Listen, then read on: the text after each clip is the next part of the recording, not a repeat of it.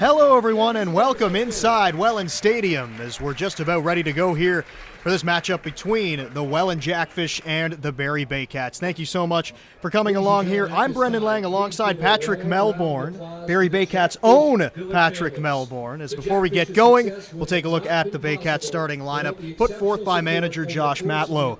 Owen Jansen leads things off at second base, and then it's the designated hitter Ryan Rio batting second. Adam Odd, he plays first base and hits third. James Anderson does the catching and hits fourth. Carson Burns at shortstop bats fifth. Brendan Cawley at third base hits sixth, and then it's Brad McQuinn in right field batting seventh. Brendan Hillier in left field hitting eighth, and Juan Familia in center field. He's batting ninth, and the man that lineup is going to have to face off against is Rich Carente, 5-2 on the season. Carente this season, it hasn't gone super smoothly for him lately. He's coming off a couple of losses, but he's a guy when he's on, he pitches to contact, and it is weak contact. He plays to his defense, and it's a very strong defense behind him generally for the Welland Jackfish. It's a team with a lot of agility, and when Carente's on, he can trust that defense to give him really strong efforts behind him, and he can use all of his pitches to generate that weak contact. A guy that doesn't feature a ton of velocity coming from the left side, but you talked about it right there, being able to get lots of weak contact, and coming up to the plate is a guy who makes a lot of contact, Owen Jansen. He's hitting .344 on the season coming into play. Lefty-lefty matchup to start things off, and Carente pours a pitch over the outside corner for strike one. Talking before the broadcast, you said Jansen did a great job batting in the number 9 spot. Now they're looking to get him up there at the top of the order. Most of the season, it's been Noel McGarry-Doyle in that leadoff spot for the Baycats. But right now we're seeing Owen Jansen in there a little bit more lately, just seeing what he can do from different spots in the order. He's been in that 9 spot, but he's also been in that top spot a little bit more lately. So we're going to see how he can adjust to coming out of the gate right at the top of the order. Carente is a guy who's not going to give you a ton of strikeouts, so we might see the Baycats be a little bit more aggressive inside the zone. And he bounces the ball out to the shortstop, Smybert. He's up with it with an easy hop throw just in time at first. Jansen hustling up the line. Almost beat it out, but a ground ball to shortstop for the first out of the inning. Let's give the defense for the Welland Jackfish left to right in the outfield. It'll be Brandon Nicholson in left, the speedy left fielder, then Gianfranco Morello in center. Justin Gideon in right, obviously played with the Hamilton Cardinals earlier this season, now with the Jackfish. Third baseman, Mateo Porchelato. Shortstop, James Smybert, an excellent defender at short. The second baseman's Tyler Dupuis. First baseman is Hogan Brown. Behind the plate, Mattingly Romanin, a guy who's not played a ton of catcher for the Jackfish, but he's back there today for Rich Carente. That's right, with their starting catcher, Cocker, out of the lineup here for now a couple days. The pitch misses inside to Rio. Check down to the third base umpire today down there is Ben Mercier. He says no swing. And Cocker's a guy who, not having him in the order, it does hurt a little bit for the Jackfish, both defensively, and he's a big bat. That's right. He also provided great defense behind the plate. Easy ground ball out to first. Hogan Brown, first baseman today, makes the play, and there's 2 outs. Well, that's the kind of hit you're going to see, the kind of contact off Carente when he's on. You're going to see that weak contact from guys who have a lot of power. They can get a little bit fooled in the counts. He's not had his best stuff for a little bit, but in his last start against Barrie, he did. Sometimes he struggles in his home ballpark as well, sometimes pitching well on the road, but off to a good start here. 2 weak ground balls to start out the game. Here comes the number 3 hitter. It's Adam Odd. He's playing first base today for the Baycats, and Carente pours a strike over, and he's been around the zone a lot here to start this ball game. Yeah, it's a good sign early for the Jackfish that he's been around the zone. We mentioned he's a guy who doesn't strike out a lot of batters, but he's also a guy who doesn't walk a lot of hitters. You don't normally see that in the same guy out there on the mound, but it just shows you how much he really does rely on weak contact when he's on. He's only walked 6 batters this year in 46 2/3 innings. That to go along with a 5.40 ERA just outside. He started to walk off the mound, thought he may have had the punch out, but definitely missed off the plate. It's 1-2 now. If Odd can find his way on base, James Anderson doing the catching today. He waits on deck, batting in the number 4 spot. Another left-on-left matchup here early on in this game for Carente. Pitching out of the stretch. The Baycats do have a good amount of lefties in the batting order. So on paper, it's a good matchup for Rich Carente. That was a long look in there to Romanin before he delivered that pitch. You wonder maybe it's 2 guys that haven't worked together a lot. Could be maybe trying to get their heads together a little bit. It's a good point because he's been working mostly with Sam Cocker this year. Romanen, a guy who's played more infield than catcher, but he is an experienced catcher. Former Major League draft pick was Mattingly Romanen. So it shouldn't take them too long to get on the same page. They'll obviously will have been talking pregame as well, but it can take a little bit to get on the same page with your pitcher. 2-2 is slashed away foul by Odd. And also, in the 2019 season, Rich Carente was one of the main starters on that team, and that year, Romanen did do a bulk of the catching. It was kind of split between him, Greg Marco, and Mercier behind the plate as well during that 2019 season. But you mentioned it, really more so playing infield this year. This is the first time he's been behind the plate this campaign as the pitch misses inside to Odd. And this is a really good at-bat from the number 3 hitter here after the first 2 hitters went down quickly. Well, when you have a catcher that's as good as Sam Cocker at the plate, you really want to go all out and have him work out defensively. And for the Jackfish, it really didn't take that much extra effort because he is a talented defender as well. Ball's bounced out to second. Slow developing play, but Dupuis throws on the run, and it's in time.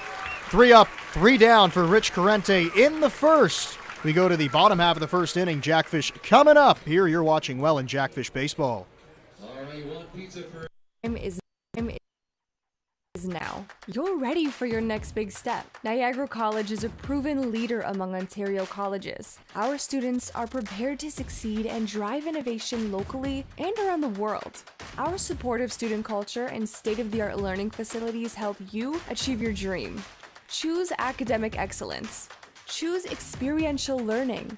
Choose career success. Choose Niagara College today. Visit niagaracollege.ca/. Radio. Don't worry, you can still listen to us. Download the Giant FM app and listen. Or go to giantfm.com and click on the Listen Live player. No radio? No problem. Get the Giant FM app or listen at giantfm.com. Hooked? Sport the fish today by visiting the Welland Jackfish Tackle Box, the official merchandise shop of your Jackfish. Visit the stand on game day behind Section 107 or visit us online at shop.wellandjackfish.com. There you'll find official on-field hats, t-shirts, novelties, and so much more. Join the Fishhead Nation and shop today.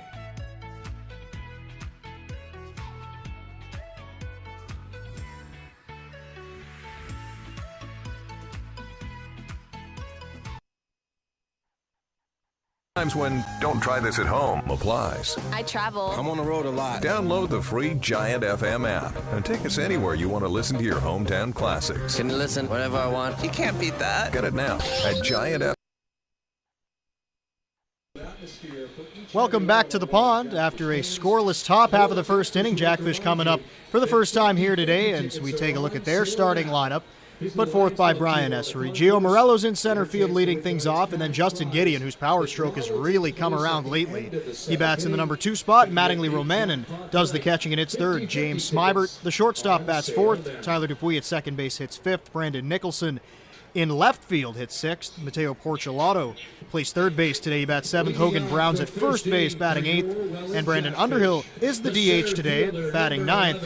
They'll face off against Frank Garces, and he has been on a roll since starting the season with the Baycats. He certainly has, and that last start he made against the Welland Jackfish where he went 9 innings, only gave up 4 hits, 1 run. I mean, that's fresh. Is that good?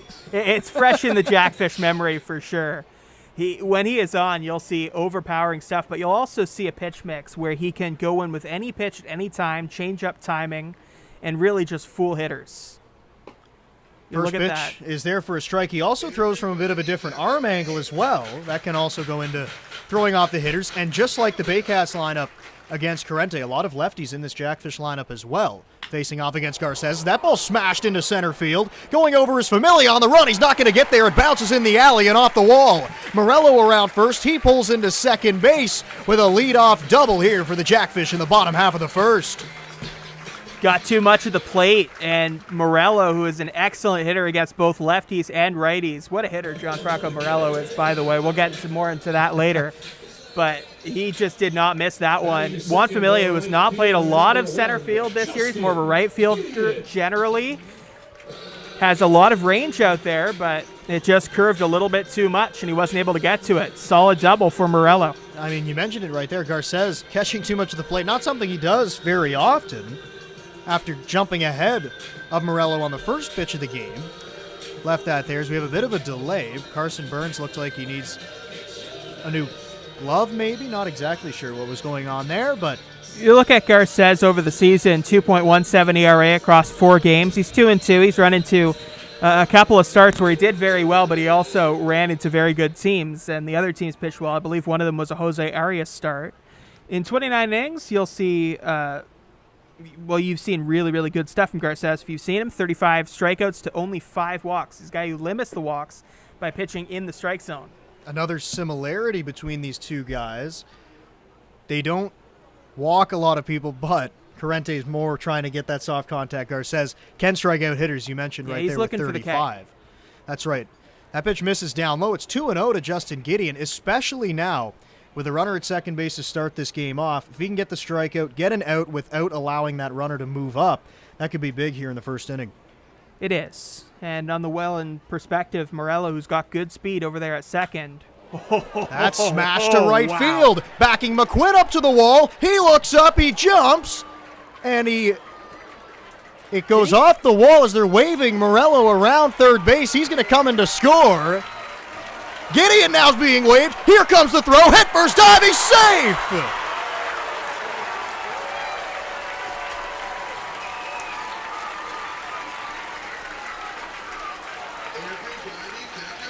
Gideon scolded that ball to right field. It pushed McQuinn all the way back to the track. He jumped but wasn't able to come up with it. That was easily going to score Morello. And then the throw got away from Jansen a little bit out there. And Gideon was waved around third base. And right there you see the aggressive base running from the Jackfish that's been going on all season long. I mean, that's been one of the topics all year long, the aggressive base running. But we just saw an inside-the-park home run, or even if it wasn't scored that way, it was that to the eye. So it was scored that way, by the way. So that's just unbelievable to start out a game, isn't it? So an inside-the-park 2-run home run for Justin Gideon, which now pushes his lead on Cleveland Brown. Lead of 3 home runs. Now it's 18 for him on the season. And you talk about a guy who doesn't often give up hard contact. That's 3 loud pieces of hard contact back to back to back there as Romanin gets on via the single. It's something you don't see from Frank very often, and you wonder if them seeing him just a few days ago in Barrie is having an impact. They saw him, they got the scouting report, and they adjusted. You're right, that's 3 solid hit balls. Mattingly Romanin knocked that base hit right back up the middle. And now here comes James Smybert, another left-handed hitter. This is the 3rd lefty so far Garces has seen in this Jackfish lineup. Checks the runner at first, and Smybert swings and misses at a high fastball to go down 0-1. Talked about the aggressive base running and the speed. Romanin over there, not necessarily a guy who's going to steal any bases. He's 0-for-1 on the season. Yeah, that'll be on his mind a little bit, though, too, because he'll be going back to that clubhouse, and they'll be going like, hey, we all have stolen bases this year. How many stolen bases do you have? So he'll be wanting to get that first one. Both him and Brandon Underhill in this lineup do not have a stolen base. Well, one member has 45 in this lineup, so, you know, they'll be wanting it. Yes, he has a sizable lead in the IVL in the stolen base category as Smybert fouls a ball away. He's well behind in the count, 0-2, and for Garces, this is really the first time he's been able to jump far in front of a hitter here in this first inning. Yeah, this is a little bit more like the Frank Garces Baycats fans are familiar with. James Smybert came to Barrie and just impressed everybody with his excellent defense at shortstop. Possesses a big bat from the left side as well. 343 for him on the season as he fouls it back. Staying alive in the count, 0-2. He also is tied for 10th in the league in RBIs with 38. And this is a guy that didn't start the year with the Jackfish. Came over about halfway through the first month of the year. It's worth noting, by the way, that even though this seems very different than the results Garces got in Barrie just a few days ago. First out of the inning there for Garces. Both Morello and Gideon actually had some success against Garces in that game. Morello singled, and Gideon actually did have a home run and a single. So that was their only run that day, but it did come from Justin Gideon. And they, of course, started off this ball game with a bang, with Morello leading off with a double, and then an inside the park home run from Justin Gideon that he hit to right field. Now this ball's flown out there. McQuinn being pushed back. Now just in front of the warning track, it goes off his glove. He drops the ball. Romanin around second base. He's going to be held right there at third, and that's going to be a two-base error on the right fielder, Brad McQuinn. Sun must have got it in his eyes. It is kind of coming in from that direction, but McQuinn will be very disappointed in himself that he didn't get that one. That will be an error all the way. Let's give you the rest of the Baycats defense. It'll be Brandon Hillier in left field. He's normally a pitcher, but he's playing left today. He has a good average. We'll touch on that a little bit more later. Juan Familia, normally the right fielder, in the middle of the outfield today. And then we just saw Brad McQuinn, not his best moment in right field. He'll be hoping to have a better night after that.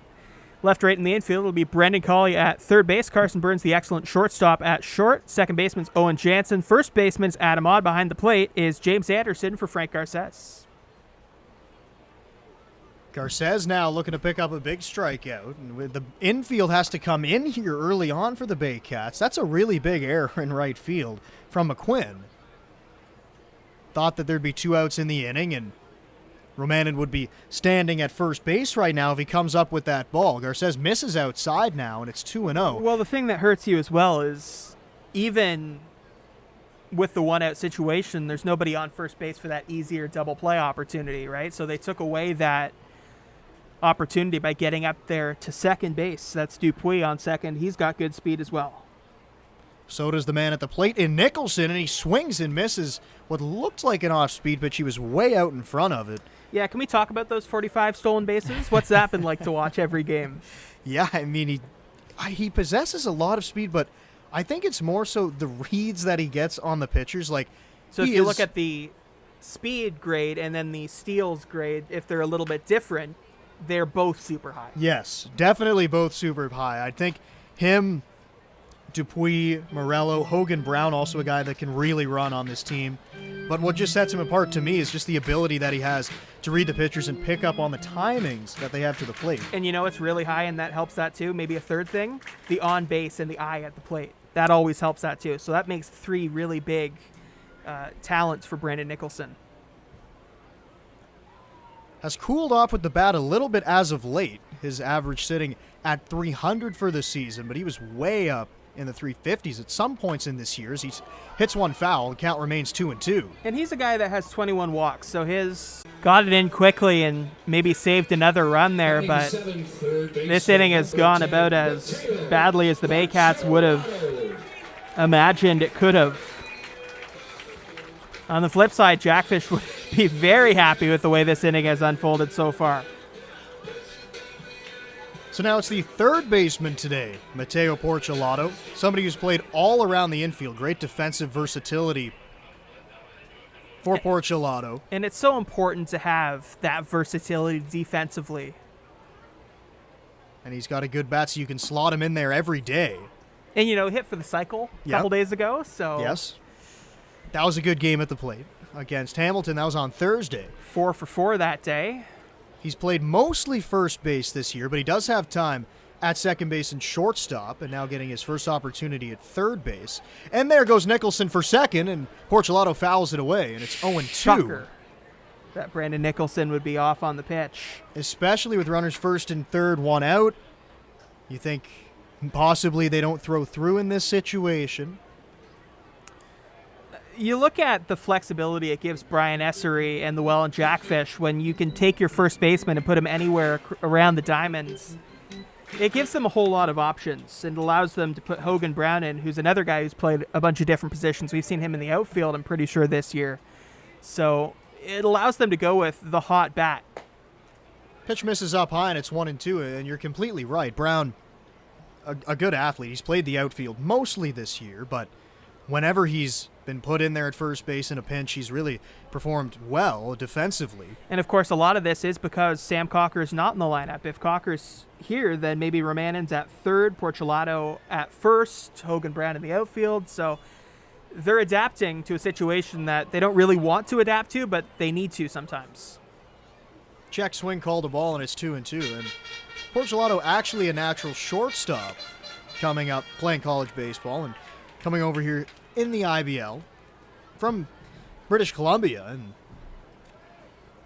just speaks to the athlete that he is, being able to play all around the diamond, hitting .311 on the year. Another guy with a lot of RBIs, 45 for him, sits him in 4th place in the Intercounty Baseball League. Nicholson takes a decent lead off of first base. He's not going anywhere, and the pitch misses inside. Porcelato checked his swing. Looked like it may have caught the inside corner. Yeah, it didn't miss by much. Keith McConkey behind the plate today. He calls that ball 3. It's a full count now to the lefty Mateo Porcelato, and then it's James Lyles. If you recall, there was also a borderline call like that. That was called a ball in the top half of this inning. So McConkey's strike zone has been smaller to open up this game. We'll see if that continues. Definitely been consistent both ways. There goes Nicholson. The ball's bounced foul down to first base. Are you used to just bringing that as a part of your play-by-play? You look up, you check if he's there, and then you don't even have to look. You just say, there goes Nicholson, and that one is fouled off. Yeah, it's pretty common that he's leaving first base. You don't even need to check if he's there. You just know it's true. Especially in a full count here. Guaranteed he'll be moving again. Especially with only one out, you want to remove the possibility of the double play if you can. And if you're Garces on the mound, I think you'd take a check over there at first base. Maybe not your A move even, but just throw over there. Nicholson's going, and it's ball 4. Missed on the outside, and the bases are loaded for Hogan Brown. Well, I think you absolutely have the right idea when it comes to checking over at first. And one of the reasons I say that is because Gianfranco Morello, who's an excellent runner as well, was actually picked off at first in this last matchup with Garces on the mound. So you don't want to throw the ball away, but you also want to keep that in your mind. And two, when you're standing on first base in a full count, as we have a mound visit now, it's a quick Andrew chat White, the with bench coach for the Baycats. having a chat with Garces, but even just to keep him honest over there, because, of course, when you're on first base in that situation, you need to make sure he goes to the plate before you're going to be moving in a full count. Maybe you just catch him napping over there, and he goes on first move. Even if it's not your best move over there to first, you still might be able to pick up an out. If you're going to catch anybody napping in the IBL, it's probably not Brandon Nicholson, No, but you're you right. never know. That meeting on the mound was more to Tyler Plumpton than it was to Frank Garces. He goes out there not Tyler Plumpton, James Anderson behind the plate. And he's going out there to talk to James Anderson and just relay the strategy, relay the calls, make sure they're all on the same page out there. But we're coming up to the bottom of the batting order, and that's not who Frank Garces wanted to face in the first inning.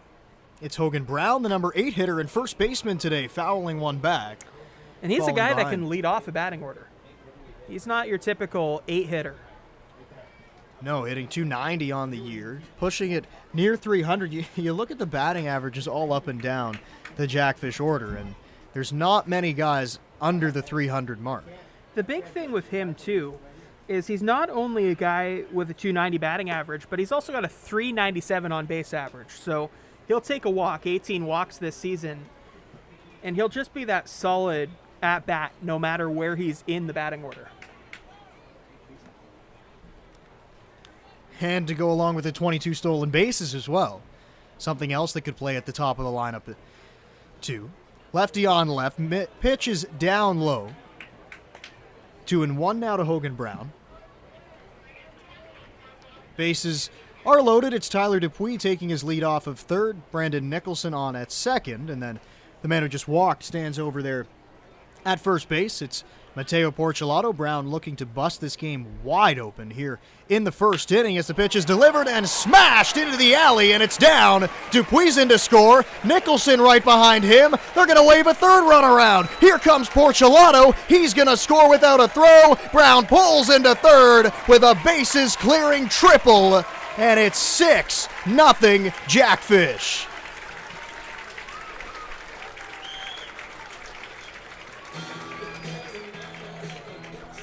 pitch in the middle again, just another pitch that did not move the way Garces was hoping to, and it caught too much of the plate, and Hogan Brown able to get it up over the second baseman, Owen Jansen, into the outfield.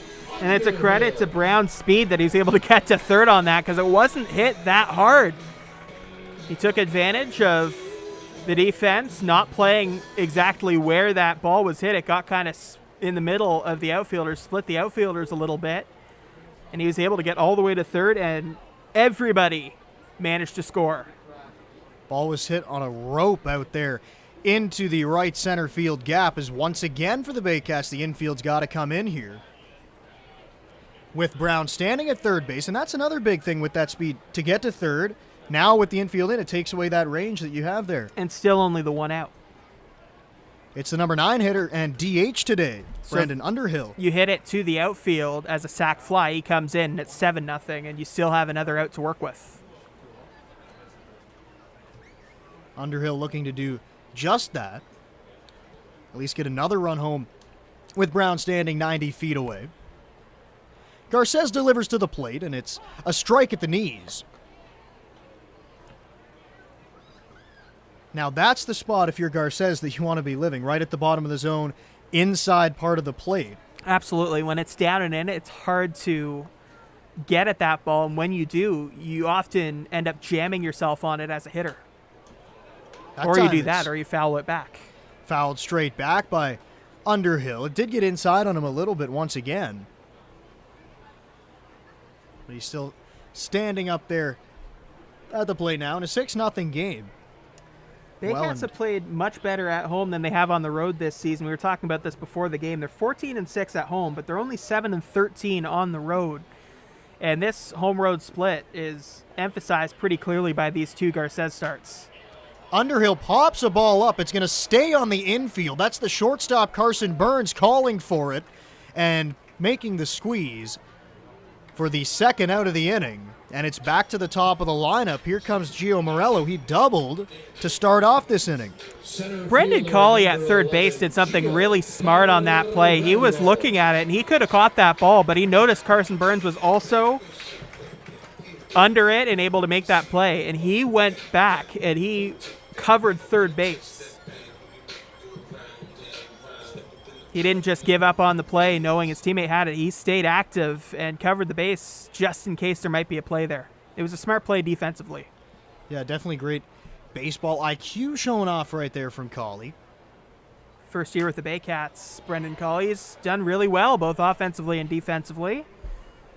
Speaking of doing really well, both offensively and defensively, you look at Gianfranco Morello coming in this year, was with Brantford last year. What has the impact been feeling like from this point of view? You've been with the team a lot this year. Having him come in, what's it been like? It's really awesome to see every day as he swings through the next one. It's 0-2. It was before the season started, it was kind of known he was going to be that table setter at the top of the lineup. That's what manager Brian Essery and he was well regarded for doing that last year in Brantford. That's right. Won the team MVP with Brantford last year, and he actually started the year playing first base for this team when they had a different guy, Eric Marriott, started out in center field.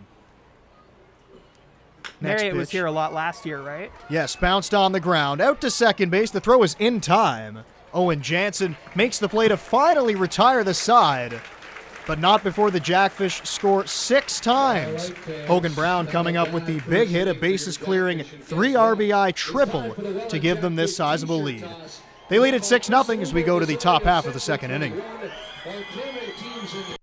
Time is now. You're ready for your next big step. Niagara College is a proven leader among Ontario colleges. Our students are prepared to succeed and drive innovation locally and around the world.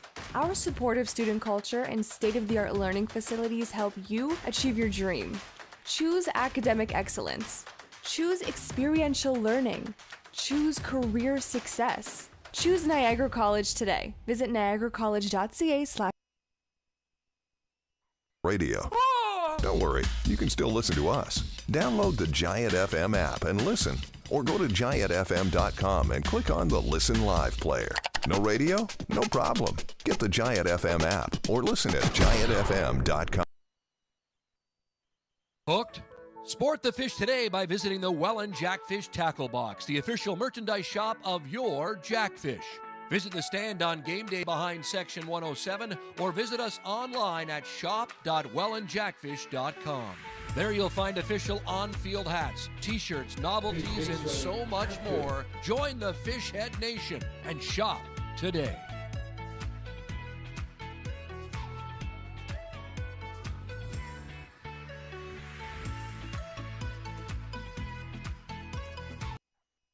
Times when don't try this at home applies. I travel. I'm on the road a lot. Download the free Giant FM app and take us anywhere you want to listen to your hometown classics. Can you listen whenever I want? You can't beat that. Get it now at Giant FM.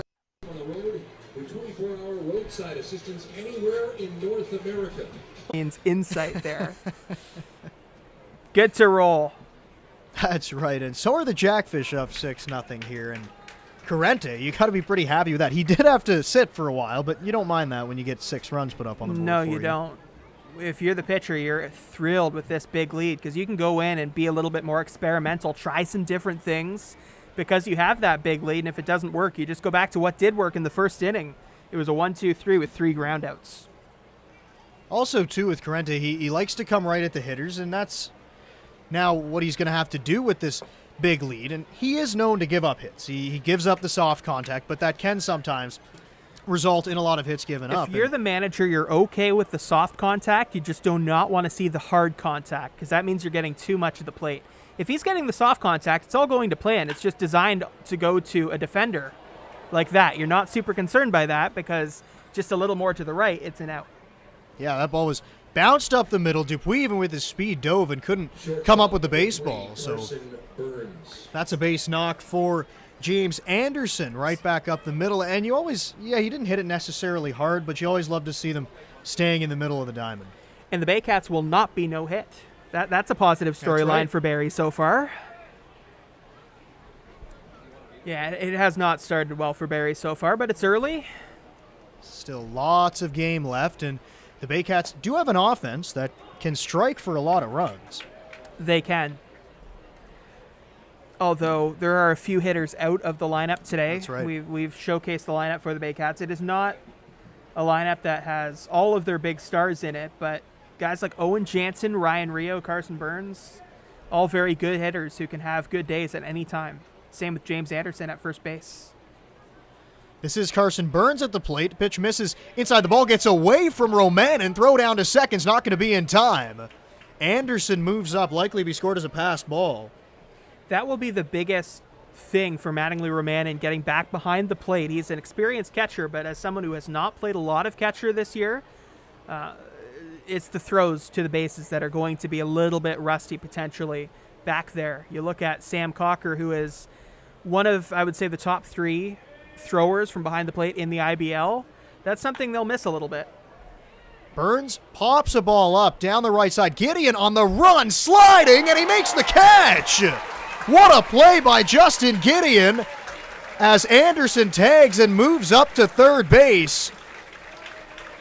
But that's right there. That's a center fielder who's moved over to right field since he's come to the Jackfish, and he showed off his range, making the first out of the second inning. This is such a smooth defensive team where they just have all the fundamentals down right, and when you have all the fundamentals down right, you can start going for the kind of, I don't want to say the crazy stuff, but the little bit more unusual stuff where you can have all that range in right field and you can go out and try to make those big plays. Gideon's a very good fielder out there in right field.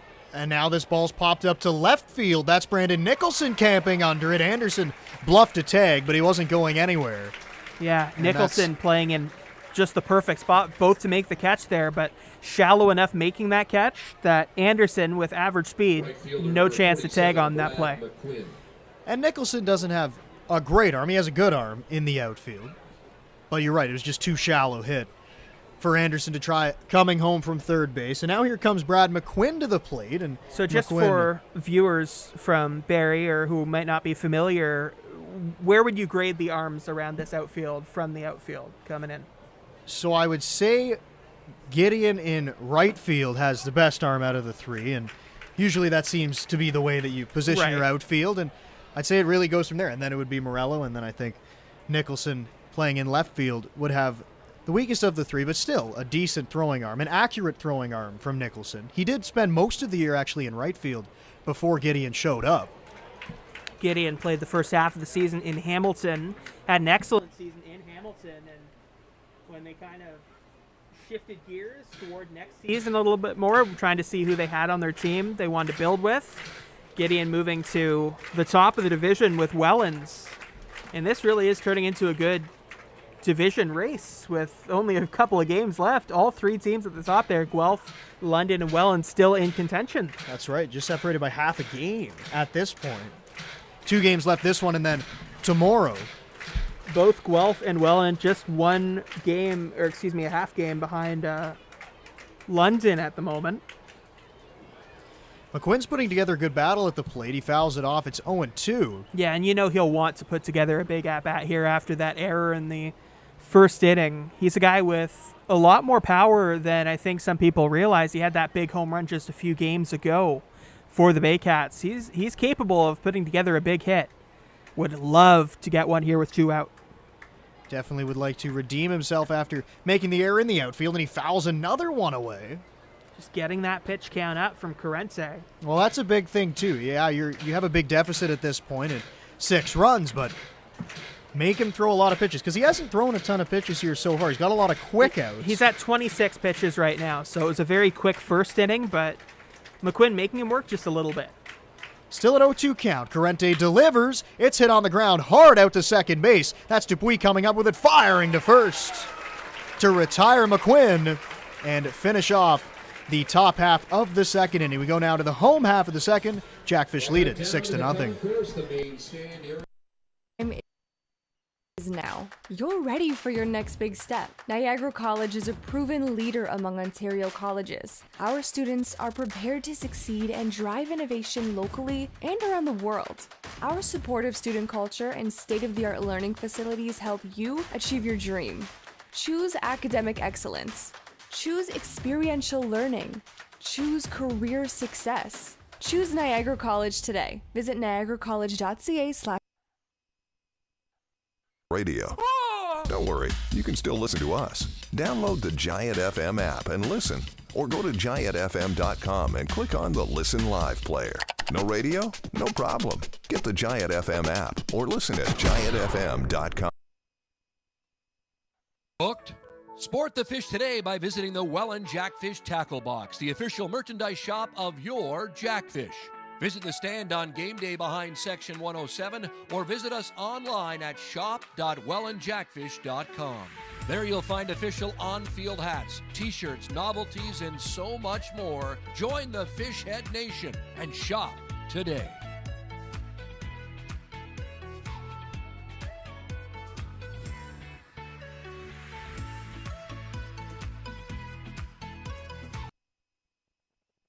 For those times when don't try this at home applies. I travel. I'm on the road a lot. Download the free Giant FM app and take us anywhere you want to listen to your hometown classics. Can listen whenever I want. You can't beat that. Get it now at Giant Jackfish each and every home game at Welland Jackfish. Bottom of the second we go. It's Justin Gideon to lead things off, and he had a pretty good at-bat his first time up inside the park home run. But if you're on the mound right now in Garces, he gave up 6. You kind of just got to erase that now. You know you have the stuff to get outs against these hitters in this lineup. You did it the last time you exactly. He went out there and did that not too long ago. So, and he's such a guy. He's such an experienced guy on the mound that he can go out there and put that behind him and not let it worry him too much. He's pitched in the major leagues with the San Diego Padres before, so he's used to big atmospheres and things not going his way and rebounding from that. When things don't go his way, but he's also used to things going back his way and rebounding from things like that. So he knows he's still in this game, and he's just going to go in and keep on going with high confidence. Try to dial it back in now as he misses up high to the leadoff man in Gideon. 2-3-4 due up for the Jackfish here. Gideon swings and fouls it away. Might have caught the mask back there of Anderson. So how many games have you called that have started with double inside the park home run? No, none. This is the first one. First time for that? Yeah, it's my first time. Have you ever called an inside you? the park home run No, before? Actually. Neither have I. Oh. I know. A little jealous of you being on play-by-play now. Yeah, it was a little bit of confusing inside the park home run. I'll be honest. The first thought I had after hearing your call, and your call was very good, was I'm kind of glad I wasn't on play-by-play because a lot just happened, and I think I might have messed it up. Well, I thought at first the ball was gone in right field. I didn't know that it stayed in the ballpark. And then it kind of looked like he caught it. Yeah, so as it's a 2-2 count now to Gideon, I prematurely jumped the gun on a home run last game here on Thursday, so I didn't want to do that again. I did that in Guelph. I was in the Royals broadcast booth a couple of weeks ago, and I called a home run that wasn't a home run. It was a double. Yes, that's the same as mine. The other day as Gideon fouls one away. You know that happens from time to time. If you know John Sterling for the New York Yankees, it happens to everybody. Happened. But I've heard that a few I was times. sitting there, and I'm talking to Neil and Scotty, who are usually in the booth there, and were sitting beside me, and they both gave me a knowing look like, yep, been there. Because the wall in Guelph is kind of gray, so it gets kind of confusing on where the ball is going to go. That's the excuse I'll use. Gideon swings and misses, and that's a much better pitch from Garces. You could see that Gideon was really off balance on that breaking ball outside. We've only seen that pitch once so far in this game, and that was to in the strikeout to James Smybert in the first. So if Garces can find that pitch, get back going with it, he'll have more success. Mattingly Romanin to the plate now. He had a base hit his last time up. Romanin, I was reading a little bit about him, a former draft pick for the Toronto Blue Jays. As he stands at the plate and takes outside. He was a draft pick of the Toronto Blue Jays. He also has been in this organization for a long time, going back to when they were in Burlington. Played there with Justin Gideon. I wonder if he was teammates with Brandon Hillier and Brad McQuinn, because they both played for that Burlington franchise in the past. Likely were around there at the same time. Rich Corrente, another guy who was on that Burlington team. When they were the Herd, they were only the Herd for a few years. So a lot of those guys who played for the Burlington Herd were teammates. Ball's popped foul. Adam Odd, the first baseman. That's a difficult play. Yeah, that would have been a tough first play base. at first base. The only fielder who would have had a chance at that would have been Brad McQuinn in right field. Would have been difficult for him as well. I mean, there's a long way to go. All right, I've got a personality question for you based on that last. I don't know if you could hear it in the background, but that was the everybody clap your hands stadium sound, then everybody clapping. When you go to the ballpark, are you someone who does that? Do you go with the clapping in moments like that? Oh, yeah. I'll go with the clapping for sure. I think, it's part of the atmosphere. How about the wave? Got to keep it going. You know, some people wave, really are against the wave. Yeah, I used to be a little bit against the wave, but I've loosened up on that a little bit. I think the wave's okay. Quick pitch there from Frank. Yeah, that's a couple times now we've seen that. Yeah, he plays with the timing, not just in the windup itself, but also between pitches. He'll go a little bit slower sometimes and a little bit quicker and mix things up, try to catch batters off balance. I mean, he executed it perfectly right there. Romanin definitely wasn't expecting it. He was late on the pitch from Garces. That's a breaking ball dropped in there for strike three.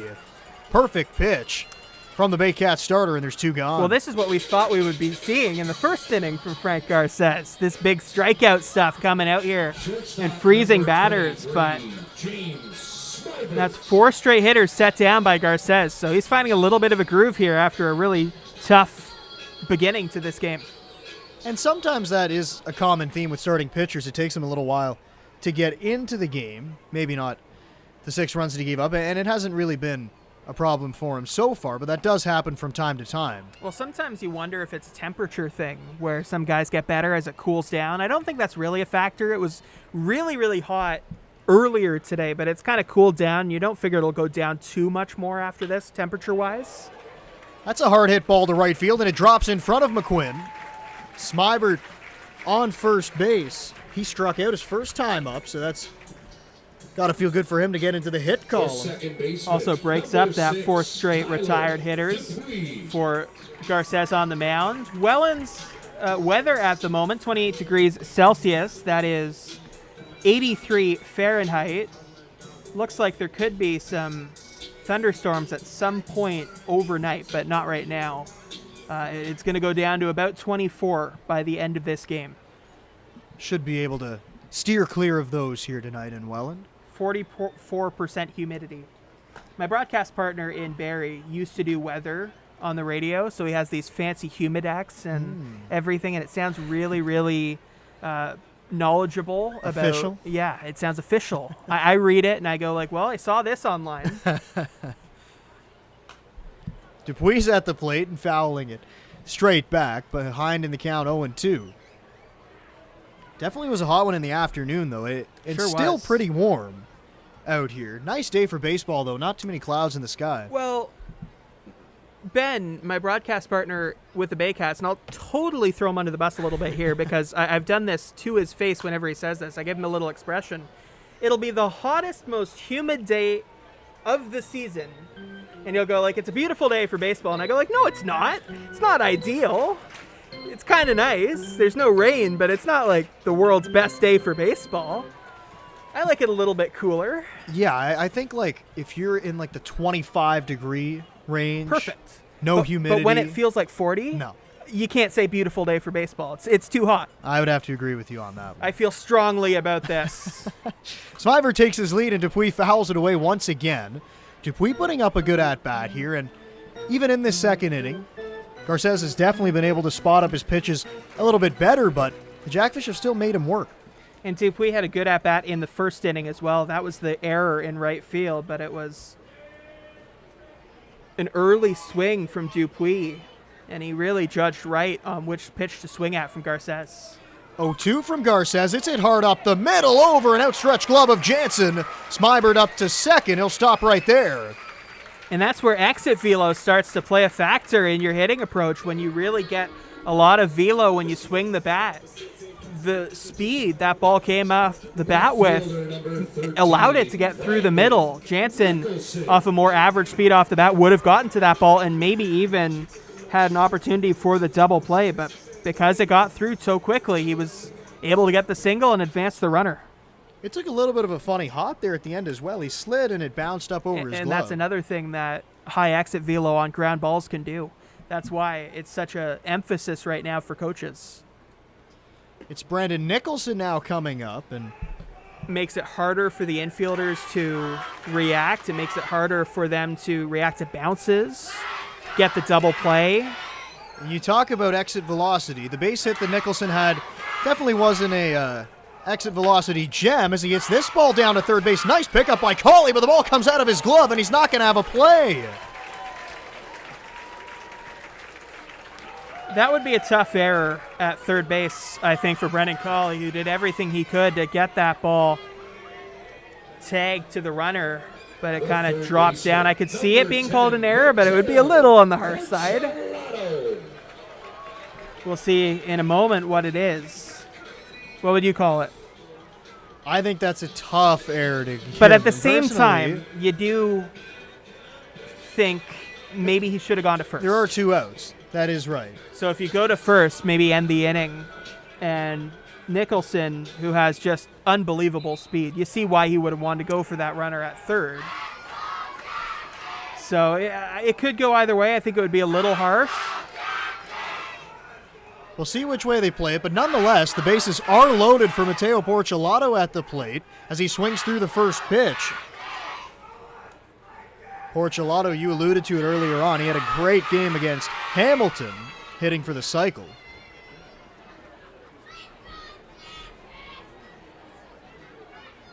It's not called an error, but I'm a little unsure of a scoring thing there, so I'm going to wait for a minute to comment on it because I think it might be changed. Ball's fouled away by Porcelato, straight back, and Garces jumps ahead now of Porcelato at 0-2. Yeah, you wonder if he'll go down and away to the left-handed hitter and try to get him to chase on a pitch. We saw him do that to start off the inning against Justin Gideon, and he got Could see something similar. an awkward swing from Gideon, so you're right. Could definitely be something he goes back to. 6-0 as we play in the bottom of the second inning. Porcelato sitting behind in the count, 0-2. Bases are loaded. Garces delivers. Strike three with a breaking ball. He got him looking. And the Jackfish load them up with 2 outs, but they can't push any across. Porcelato goes down looking, and the inning is over. The Jackfish do lead at 6-0 as we go to the top half of the 3rd inning. You're watching Welland Jackfish Baseball. Time is now. You're ready for your next big step. Niagara College is a proven leader among Ontario colleges. Our students are prepared to succeed and drive innovation locally and around the world.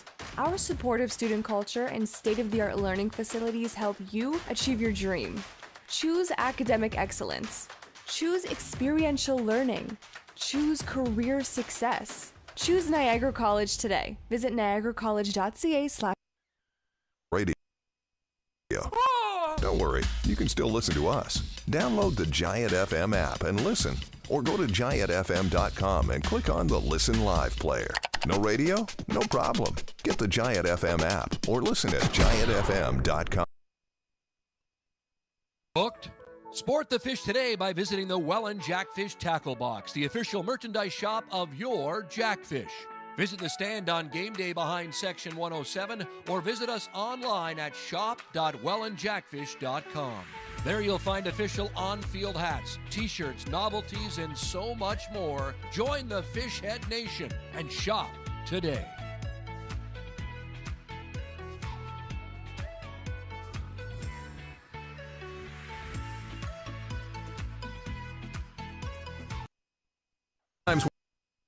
And don't try this at home applies. I travel. I'm on the road a lot. Download the free Giant FM app and take us anywhere you want to listen to your hometown classics. Can you listen whenever I want? You can't beat that. Get it now at Giant FM. 3rd inning we go now. Baycats coming back up to the plate. 8-9-1 due up for Barrie here. It's Hillier, Familia, and Jansen coming up to the plate in this top half of the 3rd inning. And if you're the Baycats, you're going to have to start cutting into this lead sooner or later, and this is a good opportunity for them to get that going. See if the bottom of the order can get on and get some people on base for the top of the lineup to come up. Brandon Hillier to lead things off, and he's a guy who has a high average. It's a small sample size, but he's been seeing the ball well when he has come to the plate this year. Normally a pitcher, and a very good pitcher, but has looked good at the plate too. That's right. Normally a pitcher. He has had 6 at-bats this year. He's 4 for 6, so I mean, pretty good. You're right. Seeing the ball well. Better than I could do. Is an understatement. Yeah, me too. That's why we're up here. That's true. I was really, I was telling Josh Matlow this earlier, I was a really, really good softball third baseman back when I was in high school. Pop up down the line. Dupuis coming all the way over to make the catch. He had a long way to go. It looked like Hogan Brown was camped underneath the baseball, but Dupuis came over to make the play. Good communication to not bump into each other and not let it drop in between the 3 fielders there. Kept it in control the whole way, and a good play at second base there by Dupuis, who's another really good defender. I was talking about Smybert and how good a defender he is at short, but Dupuis, wherever he's playing in the infield, a very good one as well.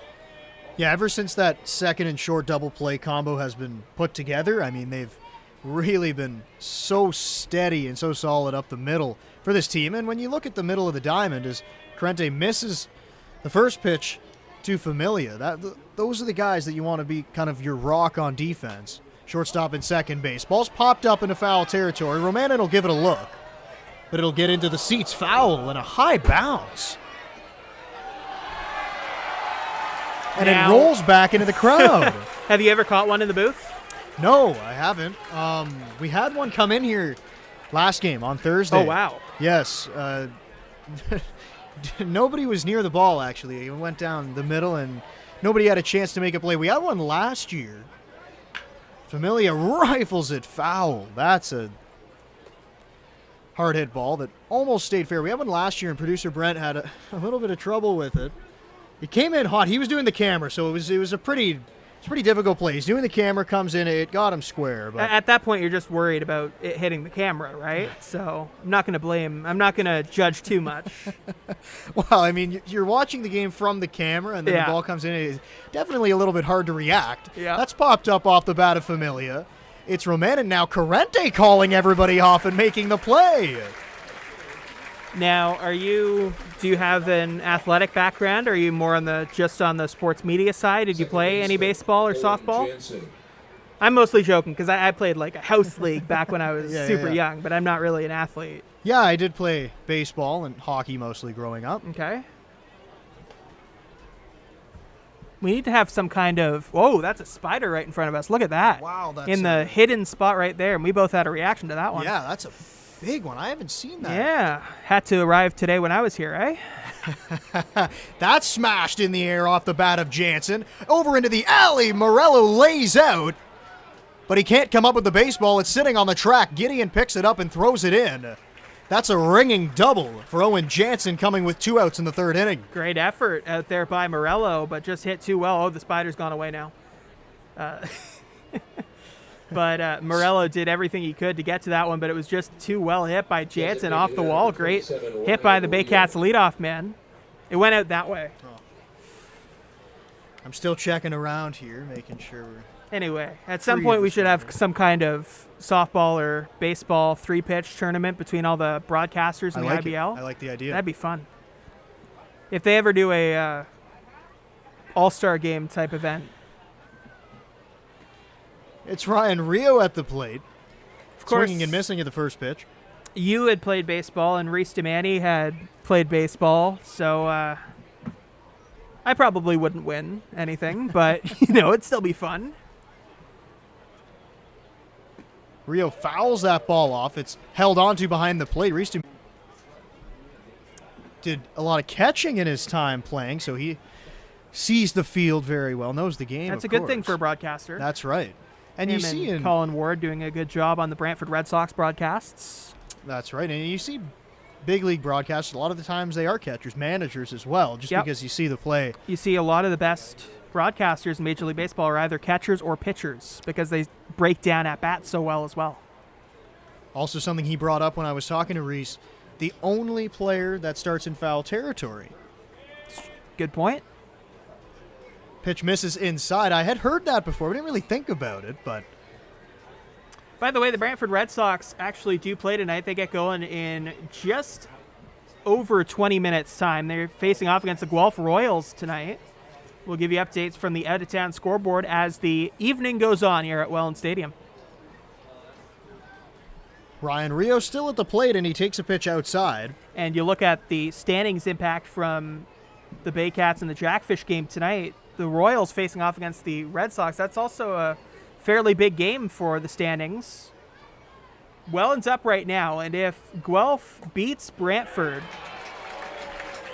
I believe they're all tied at the top, aren't they? They would all be tied at the top as London is not playing here today, and that's a strikeout of Ryan Rio taking a breaking ball over the heart of the plate. He's not happy with the call, having a chat with Keith McConkey, but he is rung up nonetheless, and the score remains right where it is at 6-0. Jackfish coming up to bat in the bottom of the 3rd. Speaking of winning,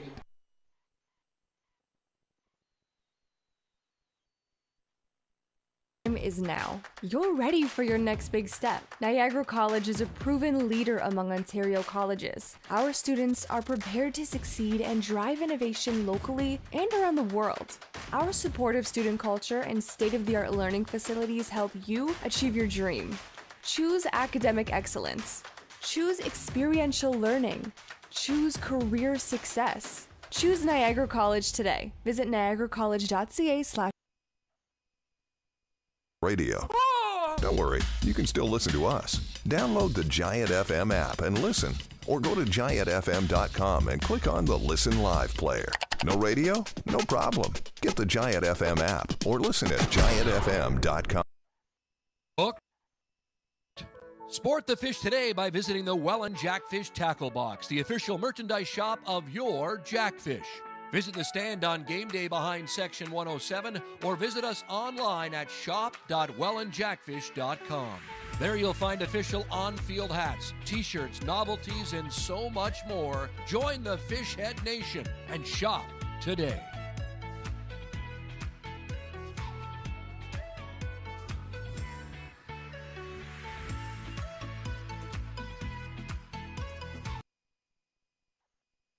Times when don't try this at home applies. I travel. I'm on the road a lot. Download the free Giant FM app and take us anywhere you want to listen to your hometown classics. Can listen whenever I want. You can't beat that. Get it now at Giant FM.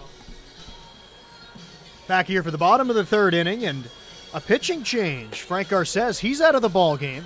Goes 2 innings, gives up those 6 runs, and new pitcher into the game for the Baycats is Adam Kahn. Kahn 3-4 on the season, 15 appearances, 10 of those starts, and he's got an ERA at 5.15. Yeah, Adam Kahn in his 16th game of the season. He's a guy who's come in relief a few times, but he's mostly been a starter, and he's been in relief a little bit more lately as they go down the season, have to bring down the rotation to a smaller number of guys because the playoffs coming up. They want to get him familiar with different scenarios out there on the hill. 47 strikeouts in 52 innings. That's pretty good. 29 walks. It's been good at times and a little bit high at other times. He had 6 walks in Brantford, but he only had 3 in 4 games since.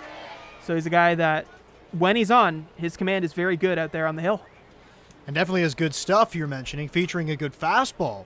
2 as he jumps ahead of Hogan Brown. Now Brown pops a ball up to left field. That's Brandon Hillier moving towards the line, now stopping up and making the catch. And Kahn quickly gets the first out of the bullpen. He's got a good fastball, good stuff, good movement, and he's going to be a good pitcher in the IBL for a very long time if he decides to stay with the Baycats. And wherever he goes, he's going to be successful just because he's got a very good pitch mix. And he's a younger pitcher as well, just a rookie in the league this year. Just 20 years old. Yes, so I'm looking forward to seeing him on the mound from Aurora, Ontario. So he's fairly local to the Barrie area. He's a guy that's going to be a successful pitcher. Certainly has the stuff to be.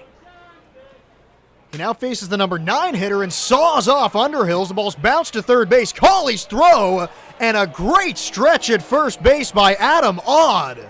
He laid out, kept his foot engaged with the bag to record the second out of the inning in magnificent fashion. Yeah, sometimes it's easy to get distracted defensively when the bat breaks like that, and the bat just kind of snapped. It almost makes me wonder if it was a little bit broken before that swing, just because it broke so cleanly. If it's a tiny bit broken, what the ball can do is it can come in, and if it hits that exact point where it's a little bit weak, it can have that effect where it just breaks off like that. So even though that can be distracting as a fielder, Brendan Cawley did not let it distract him at all. And although the throw is a little bit wide, good job by Adam Odd over there at first to stretch and make the play. Well done. Yeah, that's right. Definitely not easy when you got some shrapnel flying out there as well. Morello hits the ball hard on the ground. It's picked up by Jansen. Throw on at first, and that's a quick inning for Adam Kahn. Coming out of the bullpen, retiring the Jackfish 1-2-3. Score remains right where it is. It's 6-0 Welland as we go to the fourth. Time is now. You're ready for your next big step. Niagara College is a proven leader among Ontario colleges. Our students are prepared to succeed and drive innovation locally and around the world. Our supportive student culture and state-of-the-art learning facilities help you achieve your dream. Choose academic excellence. Choose experiential learning. Choose career success. Choose Niagara College today. Visit niagaracollege.ca/. Radio. Don't worry, you can still listen to us. Download the Giant FM app and listen. Or go to giantfm.com and click on the Listen Live player. No radio? No problem. Get the Giant FM app or listen at giantfm.com. Sport the fish today by visiting the Welland Jackfish Tackle Box, the official merchandise shop of your Jackfish. Visit the stand on game day behind Section 107 or visit us online at shop.wellandjackfish.com. There you'll find official on-field hats, t-shirts, novelties, and so much more. Join the Fishhead Nation and shop today.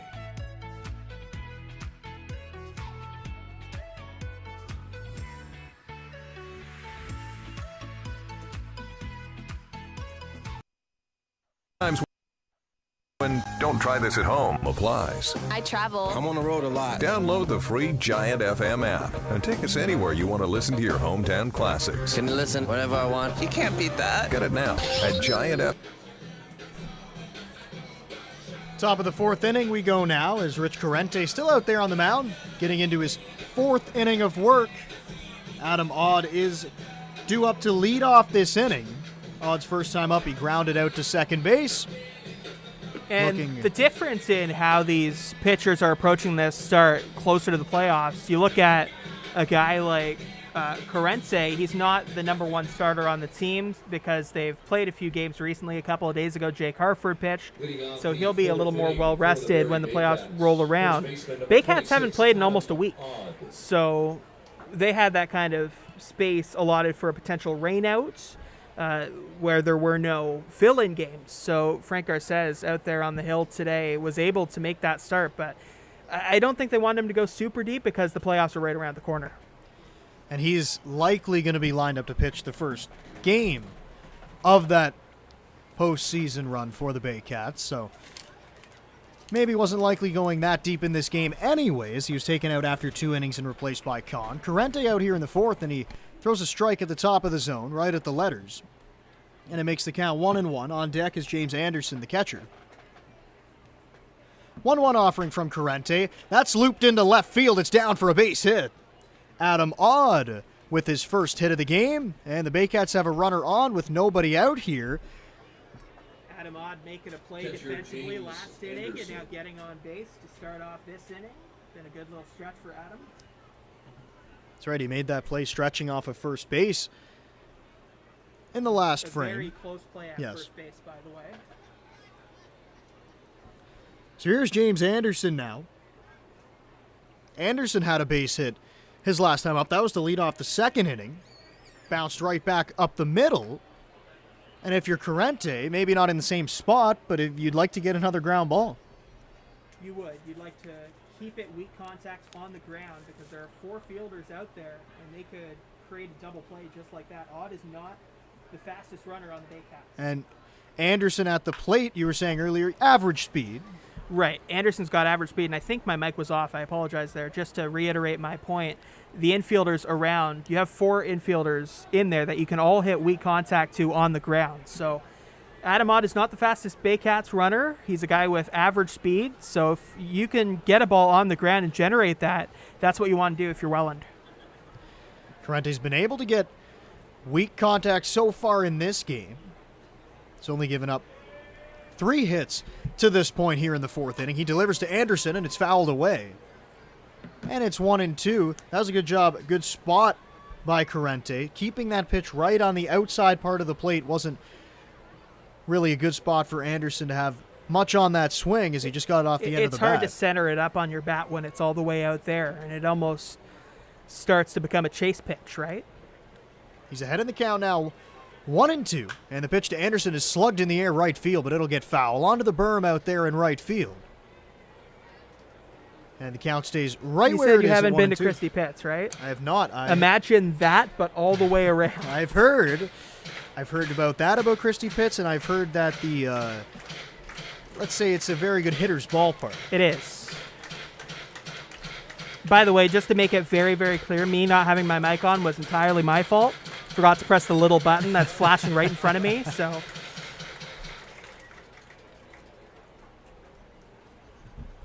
It's a 1-2 count right now to the Just wanted to Baycats make that catcher. clear. Pitch is down low. And it's 2-2. That was that slow breaking ball thrown that time by Corrente. It gives you a very different look when you have a slower pitch like that mixed with a fastball because you can start to mix them in different counts and really catch hitters off guard. See if he goes with that again. I think more in a 2-2 count, he'd probably come back with the fastball. He delivers to Anderson, and it's bounced on the ground. Smybert up with it. Throw to second for 1. Dupuis turned back to first. Picked out of the dirt by Hogan Brown. And that's a double play. 2 outs for the price of 1. Exactly what they wanted, and they went back to a bit of a slower pitch there. They went fastball in the first couple of pitches of that at-bat and got that ball, and then a couple of foul balls. But then on the last ball and then that strike, kept it a little bit slower, got the weak contact up the middle, was able to turn that perfect double play. You can tell off the bat he was really out in front of that ball. Didn't know if it was hit hard enough at the beginning to be able to turn too, but that was a quick turn out there at second base by Dupuis. Now it's hit hard up the middle. Dupuis to his backhand, he's got it. Throw from the middle of the diamond, it's in time. Look at that range from Dupuis out there at second base. Most fielders do not get to that. Showing off his range, showing off his speed out there on defense. Leadoff single is worked around. Corrente does face the minimum as we go to the bottom of the fourth. Ryan's got the contestants. He's got all the details for you. Director of Fun, take it away. All right, listen, this is our first on-field promo. I want to hear all of you, because there's lots of you. All right, we got Jacob and Thomas here for the Empty Bellies Dizzy Bat Race. Here's how this works. When I say go, head to bat, pat the floor, or spin around until I say stop. Once you do so, come on over here and hit the ball off the tee. First person to do so walks home with $25 to Empty Bellies. Don't hit the catcher, you've done that before. Bands, you ready? It's Saturday, it's Pacey 7, we got a lot of pot left. Are you ready? On your mark, get set, go. Round and round and round we go. I'm gonna watch. Yeah. Remember, English right here. Hey, Justin, how you doing? Hey, guys. How you guys doing tonight? Good. They still spinning? I'll keep going. You're young. You'll be fine. Are they dizzy yet? You don't know what you're talking about. They're not dizzy. Dizzy yet? On your mark, get set, go!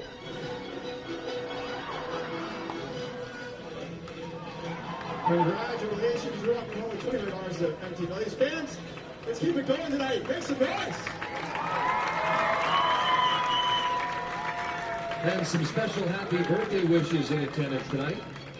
Happy birthday, Reese, Connor, 10. Jamie's 40.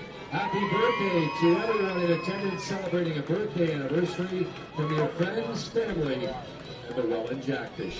Visit the bait shop concessions now and enjoy ice cold tall boy of pond water lager by New York Brewing or many of our Wilson Canadian. Bottom of the fourth inning now. Jackfish lead this game 6-0. Brendan Lang here along with Patrick Melbourne. As the Jackfish jumped out to that lead in the first inning, but they haven't scored since. The last two innings, they've been held off the score sheet. Frank Garces came back and had a really nice inning, although he loaded the bases, or the Jackfish loaded the base against him in the second, managed to get out of it, and then Adam Kahn last inning came in, had a quick 1-2-3, looking for the same thing here. But it'll be a tough one. It's Justin Gideon and then Romanin and Smybert.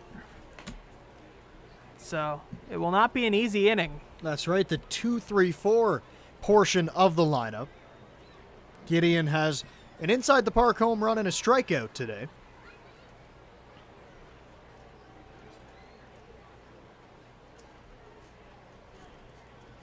A 1 offering from Kahn. And it's fouled off. That looked like it may have been an off-speed pitch that time from Kahn, but it was left over the plate. Gideon guessed wrong. He was frustrated on that one. He thought with that pitch's location, he should have crushed it. It was just behind it because he thought it was going to be a fastball. Was not. So he's behind in the count now. Excuse me, ahead of it, I should say. He's behind in the count 0-2, trying to avoid his second strikeout of the game. Very early on the swing because the ball was coming in very slow compared to what he was expecting. Yes, definitely was sitting fastball in that 0-1 count. 0-2 pitch now from Kahn is skied in the air on the infield. That's now Owen Jansen, the second baseman, coming in to make the catch. Very well done pitch location there. He managed to go back down and in with that fastball. Gideon, who was hoping for the fastball in the previous pitch, was thinking fastball again there and was thinking swing after missing the last one. So Kahn goes down and in, and then he jams Gideon, only generates the pop-up, and Gideon, very frustrated with that at-bat, goes back to the dugout.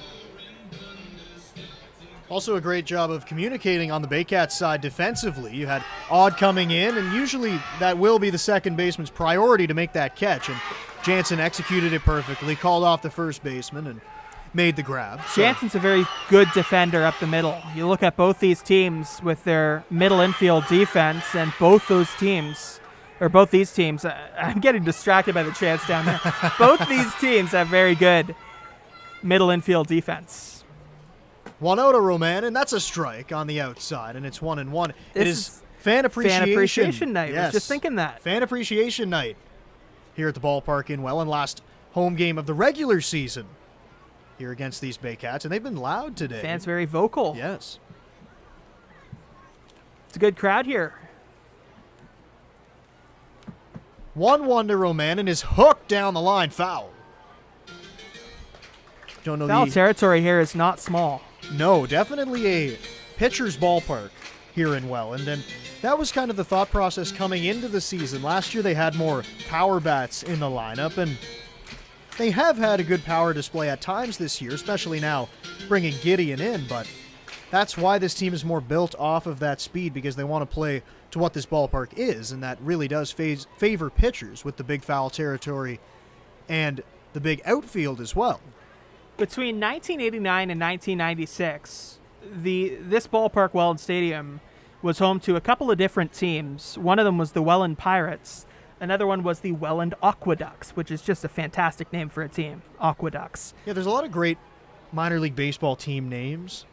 And then you look at the way they've modernized it and revitalized it for the Welland Jackfish, and it's very cool to see. It's a really nice-looking ballpark. Romanen has a base hit over the head of Carson Burns. Second hit of the game for Romanen. As he stands over there at minor first league base. team names that you like that come to mind? Yeah, I got a few. I think the Hartford Yard Goats. Yep. That's a good one. The Akron Rubber Ducks. Richmond Flying Squirrels. I think all very good names. I guess there's just so many teams that they have to come up with the craziest names possible. The Marlins had a couple interesting minor league team names. They had the New Orleans Baby Cakes at one point, but then they also had the Jacksonville Jumbo Shrimp. Jumbo Shrimp is an excellent team name, I think. Yeah. Was that their AAA team? Or? It is now. It was their AA team. Okay. It's a 1-0 count to James Smybert. He takes up high. It's now 2-0. Going back to that base hit for Roman, and it's so big. Now, he's playing catcher today, but mostly playing third base. Ethan Hunt, who was big for this team, moved on to the Frontier League. It's great when you have a guy like Romanen that can just slot right in to third base and really not miss a beat. Without question. We mentioned earlier how the absence of Sam Cocker in the lineup really necessitated some moving defensively. Another reason things have moved defensively is because Ethan Hunt has moved over to the Frontier League. Same league where the Baycats have had Malik Williams and Marcel Lacasse go throughout the season. Dane Toftland, who played with Welland last year, is in the Frontier League right now. Smybert takes a strike, and it's 3-1, yes. Toftland, the excellent power hitter. That's right. Excellent power hitter, and he's actually pitching in the Frontier League. Yeah, he came in as a guy who could hit for power but also pitch. And right now pitching, but if they ever need him to hit, I think he'll do a pretty okay job. Yeah, I think that'll work out. Smybert hits a ball to center field. It's going to get down. Romanen was running on the pitch. He'll easily go first to third. And the Jackfish are in business once again. Runners at the corners with one out. And here comes Tyler Dupuis. I tell you, there might not be a more underrated player in the IBL right now than James Smybert. He comes in and he has amazing defense at one of the toughest defensive positions. Then he comes in, he also has 6 home runs, a .358 on base average. He's just an all-around solid player. And if he does this for a long time, whoa, look at that, another bug. If he does that for a long time, he's going to be a really well-regarded player in the IBL.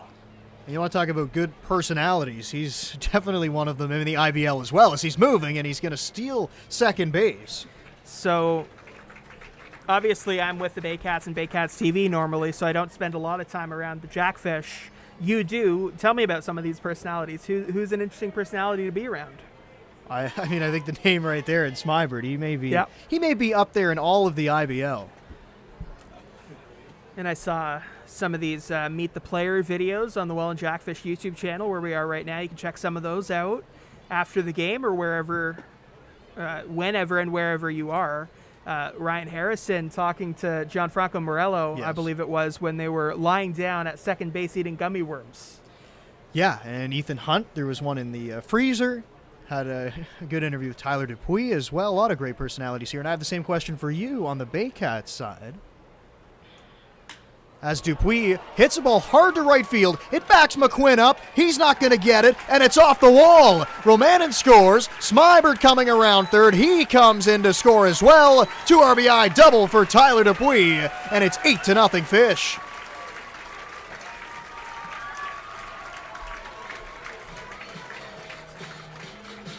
Just hit to the perfect spot in the outfield. Managed to get the 2 RBI there, and the Jackfish just adding on here. 8-0 here in the 4th inning. Showing, okay, the last game did not go the way they wanted it to between these two teams from the Jackfish perspective. And they can pitch as well, as it is also a shutout on the other side. Just to finish that point we were talking about earlier, Spencer with the media team setting up some great stuff as well. You look at the Baycats, there are some big personalities there too. You talk to some of the players. Ryan Rio, really nice guy to talk to. Some leader on the team as well. A guy that's been around for a little while, absolutely. too. He's a veteran player in the IBL now. A guy who's been drafted by an MLB team. Super talented and a really nice guy. Lots of power from him. 2 at the plate as Nicholson fouls it away. Yeah, 6 home runs now for Ryan Rio on the season.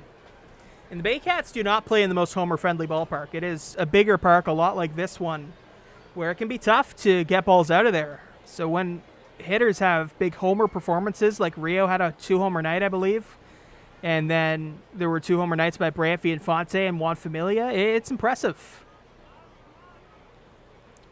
0-2 pitch to Nicholson is swung on and missed. He's down on strikes for the second out of the inning, and we had a 2-homer game here on Thursday night. Justin Gideon going deep twice, saying when he first came over from the Cardinals, it was a little bit of a slow start for him, but he's really come around lately. And you take a look at the batting average, he's 3rd in the IBL, 373, and he's 1st in home runs. It can take time to adjust to a new clubhouse, a new stadium, a new atmosphere, but he's certainly adjusted to it now, and I think the Jackfish and their fans hoping that he'll be around for quite a while.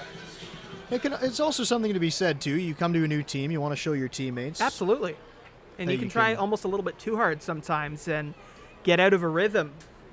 But that usually doesn't last too long. You get back more into your game, and you realize, okay, they acquired me because of who I am, not because of who I'm trying to be at the moment. So Justin Gideon joining this team. And when you have the skill set of Justin Gideon, it works out when you go back to playing within yourself. Well, I'll tell you one thing as well, Justin Gideon. If the Jackfish face off against the Hamilton Cardinals in the playoffs, it's going to sting for the Cardinals to see Gideon against them. Anderson's throw down is going to bounce into left field. Dupuis gets up, he scampers home, and it's 9-0 for the Jackfish. That should be an error on Anderson behind the plate, unfortunately, for the Baycats. Just never really got a solid throw off, and it ended up going into the outfield. Will likely go down as a stolen base and an error. Yeah, that's how it should be scored. Ball went off the glove of the third baseman. Cauley really had to reach out for it. But I'll have to ask Jarrett Matthews, the play-by-play commentator for the Cardinals, what it's going to feel like to see Gideon on an opposing team if they do match up in the playoffs. That'll be a different feeling for a Cardinals team that decided to go a little bit younger and decided to see what they have in preparation for next year. Although they've been hot lately, so they've had a really good ending to the season. So you almost wonder if they could be a little bit tougher of a challenge. They're certainly not going to be underestimated by whatever team faces them. Porchelato takes 4 straight balls. That'll be a walk. He goes down to first base. And I was looking at the run differential yesterday, and that's a good stat, I think, to look at where teams, should be in the standings. And you see Hamilton down there at 12-29, 7th place. Their run differential at -88 coming into yesterday was in the -70s range. That's not a terrible number for a team that's sitting down in 7th place. No, it's not. It's not where you want it to be. The pitching has not been where Welland's wanted it to be, and they obviously lost Braun near the signing deadline as well. He went to Guelph Another stolen base attempt. That's Porcelato sliding into second. And this is where I would normally sound really prepared and smart by telling you which Braun went over to Guelph, because there are two of them there, and I kind of need to specify that. I believe it was Ben who moved to Guelph, Ben Braun. Is that a yes confirming, or a yes you're just hearing me? Yes, I'm not a confirm. I do know there's two Brauns over there. Their brothers started talking. It was Ben Braun that moved over. Okay, you were right. Yeah, so good for me. It was Ben Braun who moved over to Guelph at the deadline, and that was a big move. He was one of their better pitchers, so you do wonder how the pitching will go for Hamilton in the playoffs. It is a unique playoff system with everybody making the playoffs this year. You wonder if that'll come back next year or not. But right now, teams like Brantford and Hamilton, who have not had a ton of success this year, can regroup and try to upset in the playoffs. And those matchups still aren't decided. I mean, there's a lot to be decided at the top of the standings. With London sitting in first place right now, but Guelph and Welland just half a game back of that first place spot. The thing with baseball playoffs as well. As the ball's bounced to second base, Jansen throws him out, and that'll end the inning. Brown grounds out to second base. Just to finish that point before we go to break, the thing with baseball playoffs is anything can happen, so you can't underestimate and you can't take anything for granted. That's right. Jackfish lead at 9-0 as we go to the fifth inning.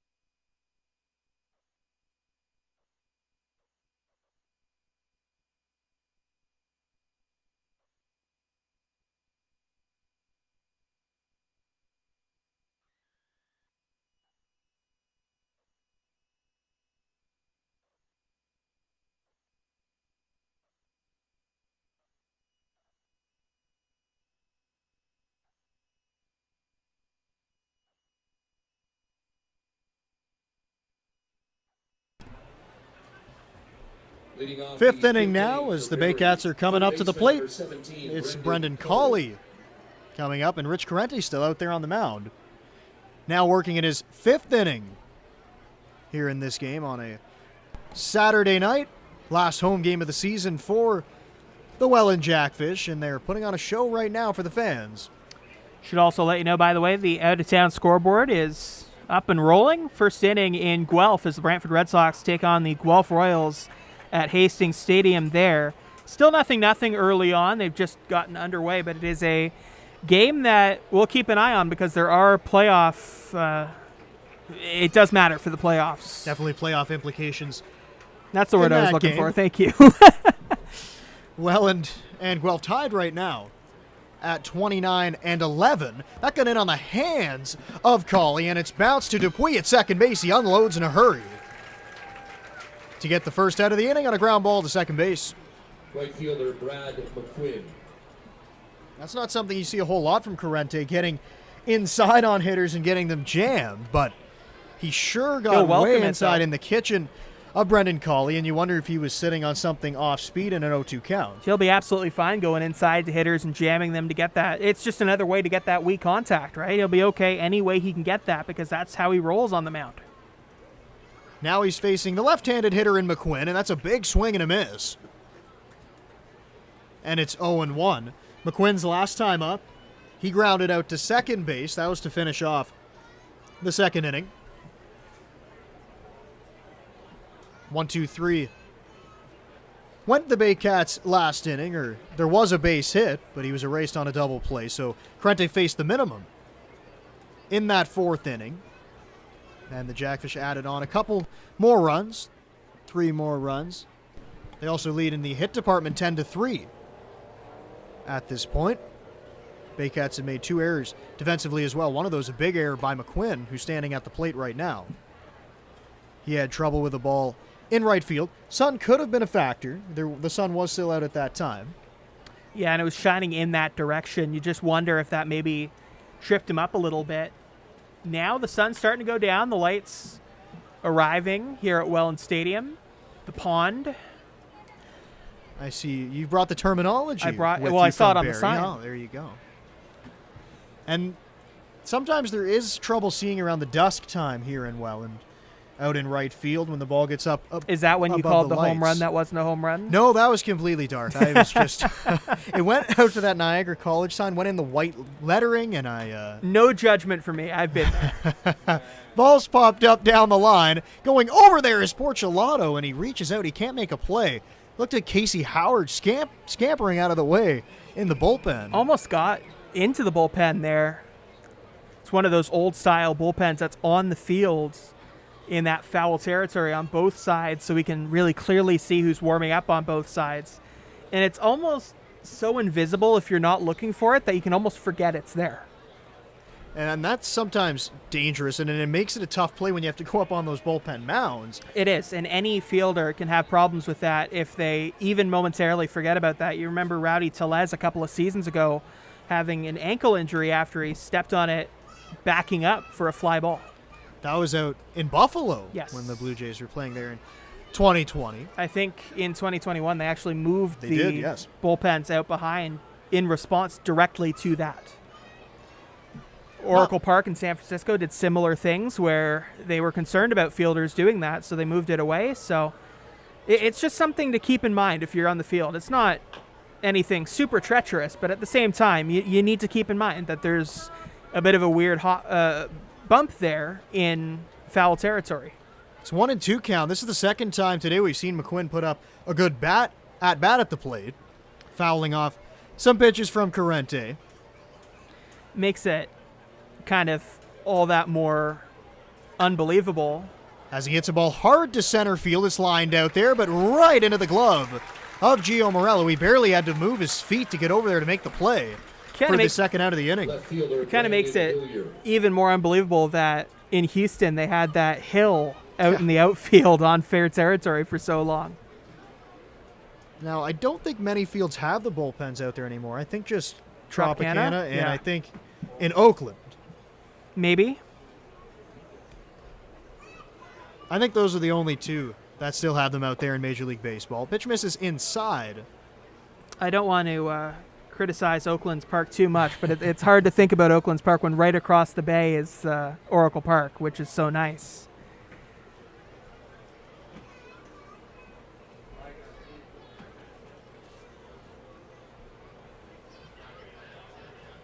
As a first-time visitor to Welland Stadium, this place is gorgeous. Like, coming in here, it's super, super nice to look at. It's a really cool atmosphere.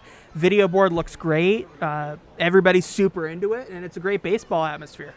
I heard great things, and I'm not disappointed at all. Pitch is right there on the outside. It's 2-1, and this is the only ballpark that I've known in the IVL. I haven't been outside. Yeah, you got to get going to the other ones. I got to get going. Here as it's fouled away. It's now 2-2. We talked a little bit before about Christie Pitts. That's one that is kind of iconic. Definitely you see it, but I got to see every it's a little bit different, right? You got to see every park. And throughout the season with the YouTube broadcasts, you've been able to see them, the other parks, just a little bit more than you have before. That's right. As the ball's grounded out to first base. That's Hogan Brown going over to make an easy play, 3 unassisted, to end the top of the 5th inning. Rich Corrente is through 5, and the Jackfish lead at 9-0 as we go to the bottom half of the 5th. You're watching Welland Jackfish Baseball. 895.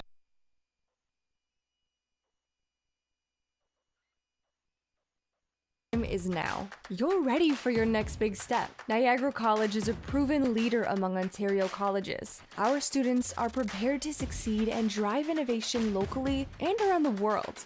Our supportive student culture and state-of-the-art learning facilities help you achieve your dream. Choose academic excellence. Choose experiential learning. Choose career success. Choose Niagara College today. Visit niagaracollege.ca/. Radio. Don't worry, you can still listen to us. Download the Giant FM app and listen. Or go to giantfm.com and click on the Listen Live player. No radio? No problem. Get the Giant FM app or listen at giantfm.com. Booked? Sport the fish today by visiting the Welland Jackfish Tackle Box, the official merchandise shop of your Jackfish. Visit the stand on game day behind Section 107 or visit us online at shop.wellandjackfish.com. There you'll Times when don't try this at home applies. I travel. I'm on the road a lot. Download the free Giant FM app and take us anywhere you want to listen to your hometown classics. Can listen whenever I want. You can't beat that. Get it now at Giant FM.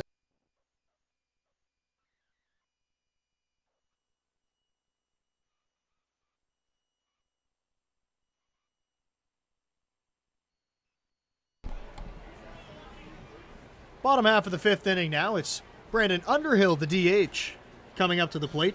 He grounded out to third base his last time up. His bat broke, and it was a nice play by Cauley, making the throw over there to Adam Ott, and he dove and was just able to keep his foot on the bag. So he's getting his third opportunity here in the fifth inning. He's also popped up to the shortstop. That came all the way back in the first. Looking to pick up his first hit of the game as he misses up high to him for Underhill. He hasn't had a ton of playing time. No, and he's so running far. out of time to run it to make playoff eligibility, although he might make it as a pitcher. He has made, I think, one start on the mound, and other than that, or two starts. Yeah, two Other than starts that, on the he mound, is 7 appearances. I'm just made- going to look up the player eligibility. Neil Sriwastawa sent it to me a little while ago. He's So sitting in a 1-1 count. He takes the ball down low from Kahn. Kahn's still out there. This is his third inning of work. Have it with me. Underhill is now 3 for 12, or 3 for 11, excuse me, on the year. 2-1 from Kahn. That's a strike at the knees. And the count now goes to 2-2. It evens up. After Underhill, we'll be back to the top of the order in Morello, and then Justin Gideon also will get a shot in this fifth inning. 2-2 pitch to Underhill. Misses outside. It bounced in there from Kahn. Assuming Underhill is playoff eligible, this is a showcase for him, right? Like, he can come in and he can show, hey, I haven't been in the lineup super often for Welland. I know it this season, but I can still do this. I can play. I have an on-base percentage of 500. I have an average of 333. I can be in this lineup. As he goes down right there on strikes for the first out of the inning. And I won't do that super often, I promise, with the Center strikeouts. fielder, number 11, Gio But he's also been decent on the mound, too. Like, he has had a good year. He started a game against Brantford and went 7 innings. Yeah, he's a good player. I talked to him at the beginning of the year, and he told me I asked him what position he plays, because he did play a little bit last year. He was more on the Jackfish, or junior Jackfish team a year ago, and he told me he's just versatile. He likes to play all over the field. Good answer. That's a strike on the outside, but he was talking more, infield, outfield. I don't know if he was going to be getting on the mound as much as he has this year. So the playoff qualifications for batters, he's a little bit short right now. But as a pitcher, he should be okay. Ball's bounced out to second. Jansen throw in the dirt. Dug out by Odd over there at first base for the second out of the inning. Because you need 10 innings over 5 games, and he's got 23 innings over 7 games. So he'll be okay as a pitcher, which, does that allow him to be a hitter as well? Because he would not normally qualify as a hitter, but if he's already in as a pitcher, you would think he'd also be allowed to hit. I would think so. Because you can't really restrict a guy on the roster, right? I would think he'd be able to hit. Yeah, Yeah. I mean, So he's good for the playoffs. So he's in the lineup right now, proving what he can do. Justin Gideon has been proving what he can do today, starting off with that. I don't think he needs to prove what he can do anymore. Everybody knows. Everybody knows. Brock University product. Hit his 18th home run of the year. Came of the inside the park variety. Probably not too many of those in his career. He does have decent speed, but just with so much power, most of the time hitting the ball out of the yard. Hit a home run at Vintage Throne Stadium on August 11th. That was in the 7th inning against Frank Garces. He also singled in there, had a pop-up, struck out. He's now sitting in a 1-1 count against Kahn. Kahn pitches and it's fouled back. He was really frustrated with that last at-bat against Adam Kahn because he missed that fastball, or he missed what he thought was going to be a fastball. He was sitting fastball, and it came in and it was off speed, and he just completely misjudged it. And then the next pitch, he got the pitch he wanted velocity-wise, but it jammed him down and in, and he could only get the pop-up. There's a pop-up to the second baseman. Jansen his last time up. Now a 1-2 pitch is lined out to second base. Picked up on a hop by Jansen, and he makes a gorgeous play to retire the Jackfish in the 5th inning. But they do lead it 9-0 as we go to the 6th. You're watching Welland Jackfish Baseball. Cutest grounds crew.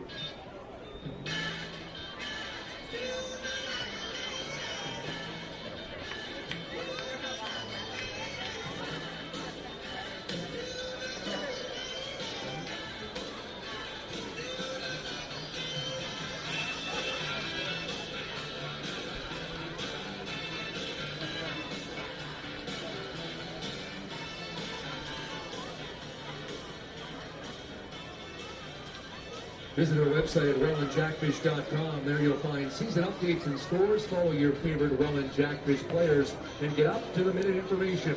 We're also available on Twitter and Instagram.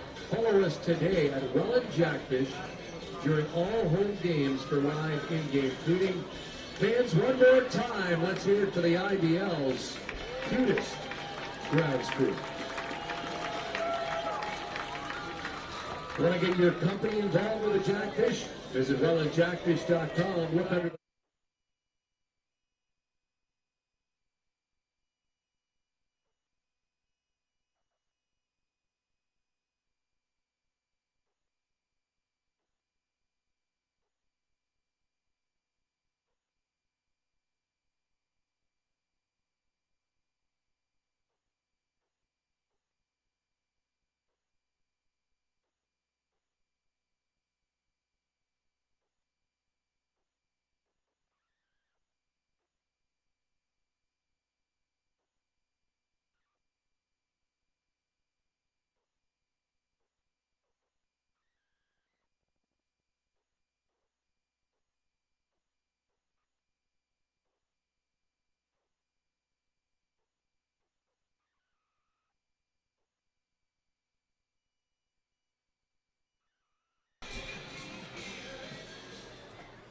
Sixth inning now, and it's still Rich Corrente out there on the mound, and he hasn't really given up anything in the way of offense for the Baycats. Just 3 hits. Again, like Corrente often does, he gets through these games without striking out very many. Normally that would be a critique, but honestly, he just kind of rolls with it. The 1 strikeout today. So he misses inside. If you were looking at over-unders in the IVL, you'd definitely be looking at unders on strikeouts. You would. For Corrente. But he's been effective as he gets a swing and a miss that time from Familia. He's the number 9 hitter. Corrente, in his last start, went 5 innings, went 3 2/3 before that, and then had 4 straight inning appearances, where he went 6 or more innings. Familia bounced the ball out to third base. That's Porchelato coming up with its strong throw, and it's in time. All 4 of those games in July, he won. So he went through a really strong stretch in the middle there. And today he looks like that same Rich Corrente where he's coming out, throwing quality pitches, getting that weak contact, a lot of ground balls, and making it work. Another one right there. Gets the ground out of Familia. He does have good speed getting up the line. Ball was hit hard to third base, so Porchelato had some time to make the play.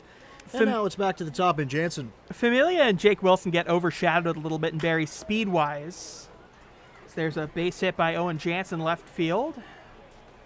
And the Baycats have a base runner. They get overshadowed because of Noel McGarry-Doyle, who just has the best speed I've ever seen from a ball player ever.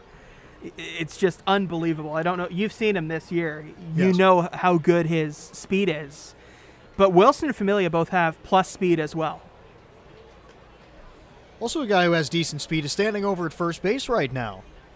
In Owen Jansen, you had Porchelato kind of protecting against the bunt there, and he was able to slap it past him. Yeah, Jansen's got good speed. He's a guy who can play any infield position and play it well. Rio now swings and misses at a pitch that was down below the zone. It was an off-speed pitch. He was sitting on a fastball.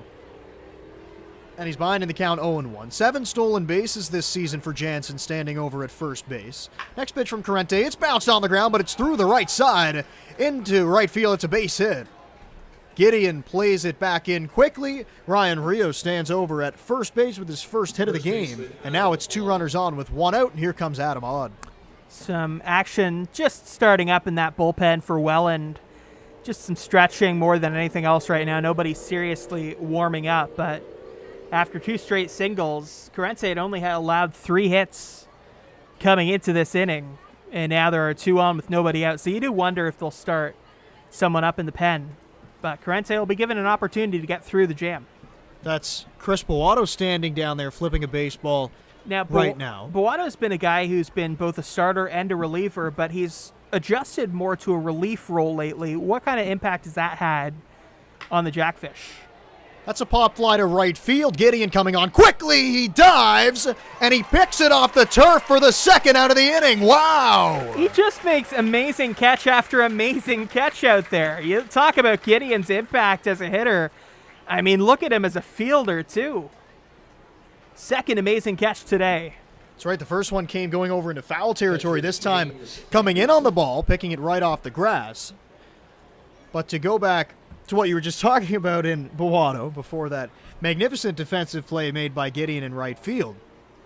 He's somebody who works very quickly, which allows the defense to stay on their toes, and he's another guy, too, that doesn't necessarily strike a ton of hitters out. Gets more contact, but he's just able to locate his pitches so well, and he mixes up his fastball and off-speed stuff with great efficiency. It's no swing. That was from a good James pitch Anderson. Just there by Corrente, by the way. Didn't miss the zone by much and generated the check swing to where even if Anderson had gone for it, he would not have made strong contact. Good pitch. 2 runners on. There are 2 outs in the inning. 1-0 the count. He misses outside. And this possibly is Corrente's last inning, but you'd like for him to be able to walk off the field with his team here in the 6th. And nobody has started throwing down there, so they will give him a good chance to get through this inning with already 2 outs here. 2-0 pitch. It's popped up. Shallow right field. In comes Gideon. This will be a much easier play. And he's underneath it to haul it in for the 3rd out. Corrente through 6 scoreless. And the Jackfish lead at 9-0 as they come up in the bottom half of the 6th inning. You're watching Welland Jackfish Baseball. Ryan Harrison, still your favorite promotion here at the pond? Still? Thumbs up from Director of Film. It's really between that and the dizzy bat. I love this one because I love donuts. Over there, guys, right across from third base on the grass. All right, here we go. We've got Sherry and Angelo, Lindsay and Rochelle for the Tim Horton stack and dash. Here's how it works. When I say go, you're going to take off and grab a donut, bring it back, stack it on your partner. Once all 4 are stacked, you're going to take back off to me. First person across the line, which is Jacques, wins $25 at Tim Hortons. Are you guys ready? Are you ready? Hold on. Are you ready for this? You guys have had a lot of fun already. On your mark, get set, go. They're off. First donut, here we rock.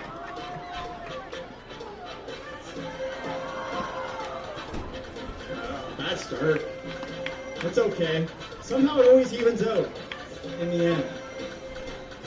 Donut number 2. Look at them go. They're pretty quick. All right.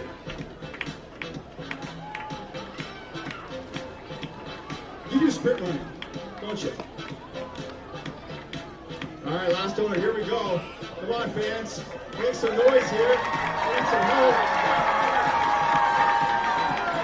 Give me a go. Yes! Gotcha! All right. And we're off. Holy Lord.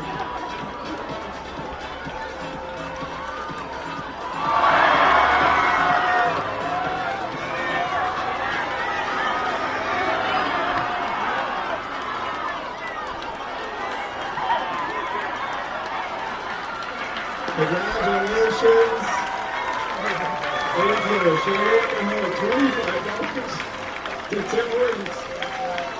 That was one of the best ones. All right. Definitely one of the most entertaining Tim Hortons stack and dashes of the season here at the pond. Tim Hortons, the official Thornton Coffee House of the Welland Jackfish.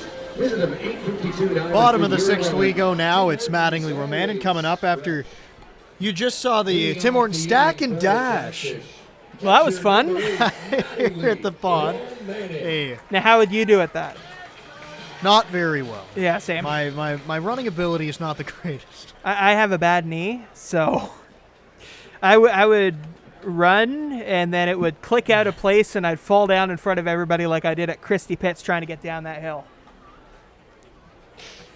Well, you wouldn't be the first one to fall down doing that race. Would I be the first person to have fallen down both at that race and at Christie Pitts? Probably.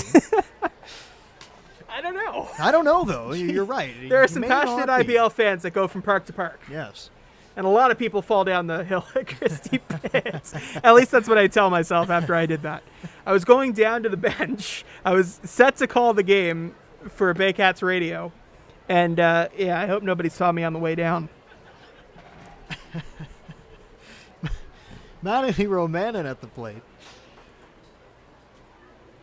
And then, you know, I admitted it, and that was most of my material for the top of the first inning. Well, there you go. Romanen bounced the ball out to shortstop. Picked nicely by Burns. Throw on the run. It's in time. It's a couple defensive gems here in the last couple innings for the Baycats. Yeah, Carson Burns can play shortstop, can he? He is a really, really strong defender. A lot of range out there, good hands. Able to flexibly get the ball over to first and set Adam Ott up for success over there by throwing really accurately. Now it's James Smybert coming up, and there is action in the Jackfish bullpen. It looks like Wyatt Hummel throwing down there. Speaking of good shortstop, by the way, with James Smybert, looking at Wyatt Hummel, he actually pitched a couple of games ago in that game at Vintage Throne Stadium against the Baycats. We'll give you how he did in that game in just a moment. Not sure if Corrente will be coming out for the seventh inning or...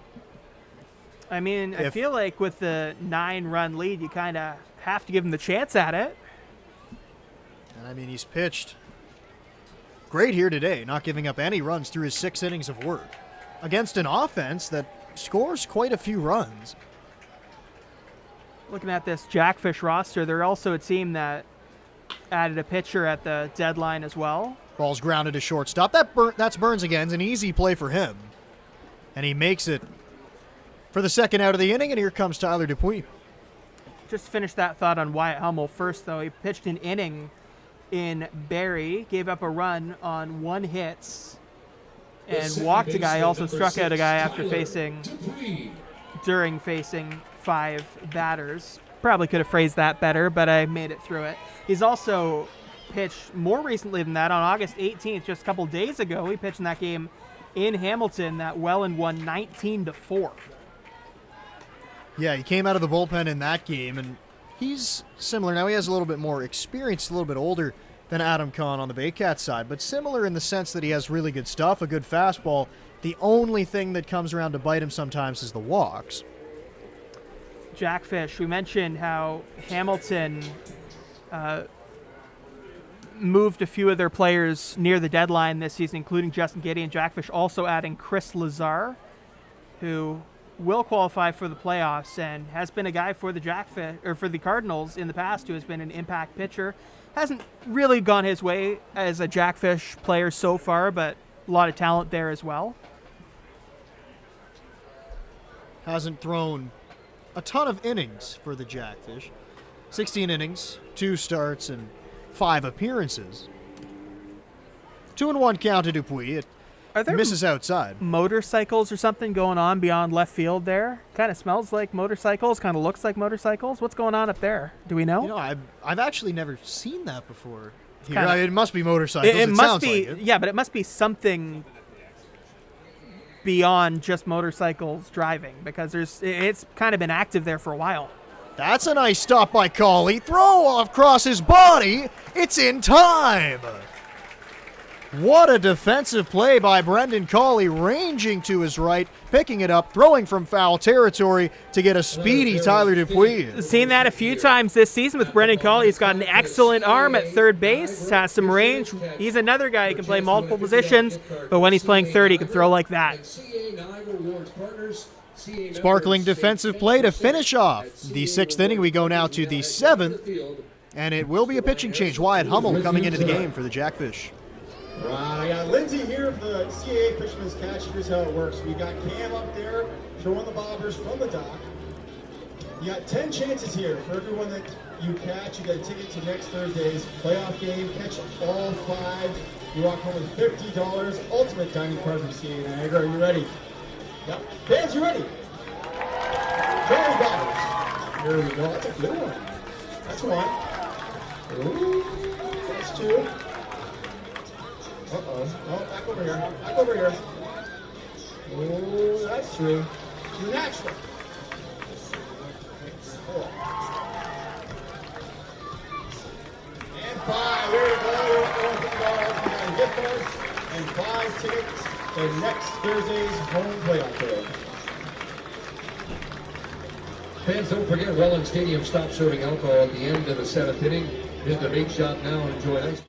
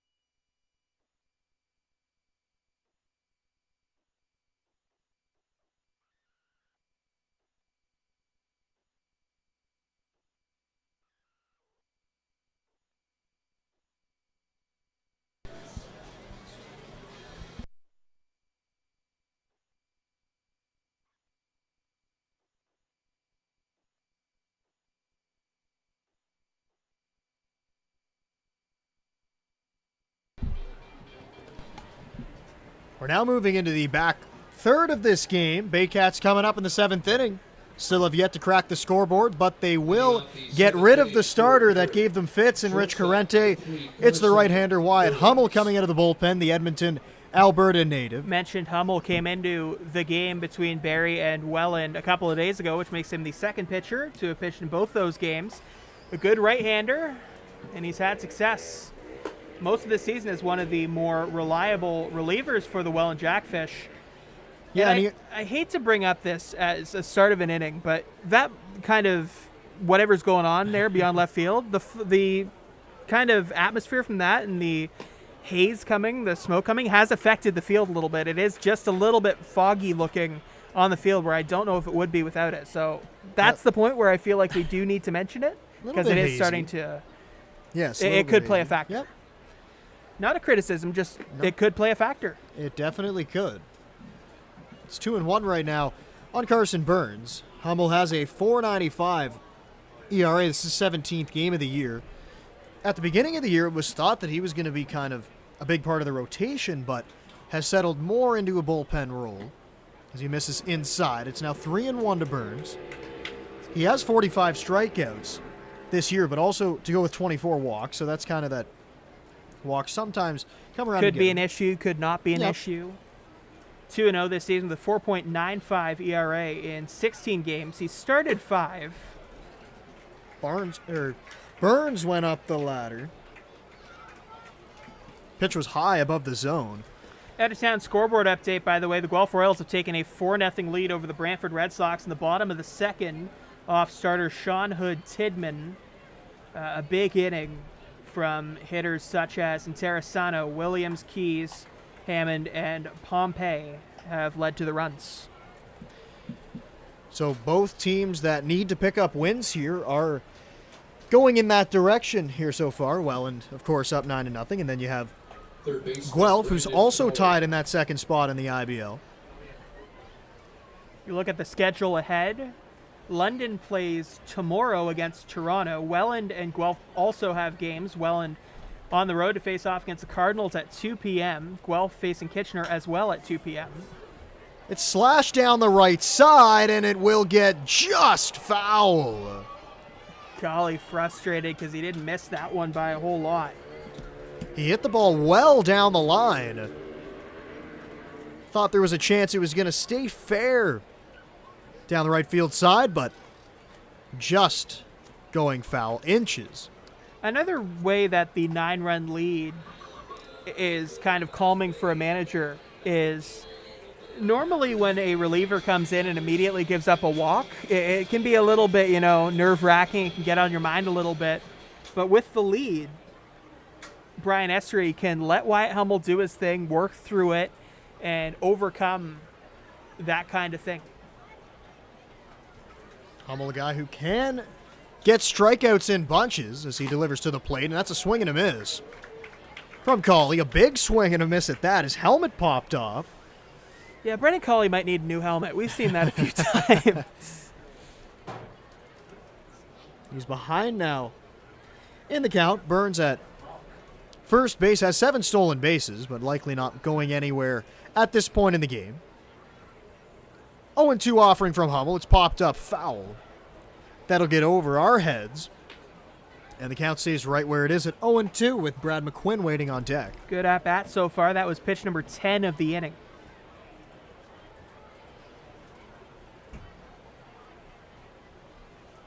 Guelph now up 5-0, by the way. They play in the bottom of the second inning. Long look in right now from Hummel. Now he has his sign. He checks the runner quickly at first base. And there goes Burns for second, and it's fouled straight back. So I have a question for you. You look at the way other teams have increased their aggressiveness on the base paths when they're facing Welland or after they've faced Welland. Have you noticed that there have been kind of copycats after Welland has been so aggressive on the base paths this year? I haven't noticed it too much, really. Now, there may be a few more stolen base attempts from other teams than there normally would be, and I think that has to do a lot with the ballpark they're playing into as well. It's true. As he's going once again, strike 3 called on a breaking ball, throw down, and it's not in time. Burns steals it.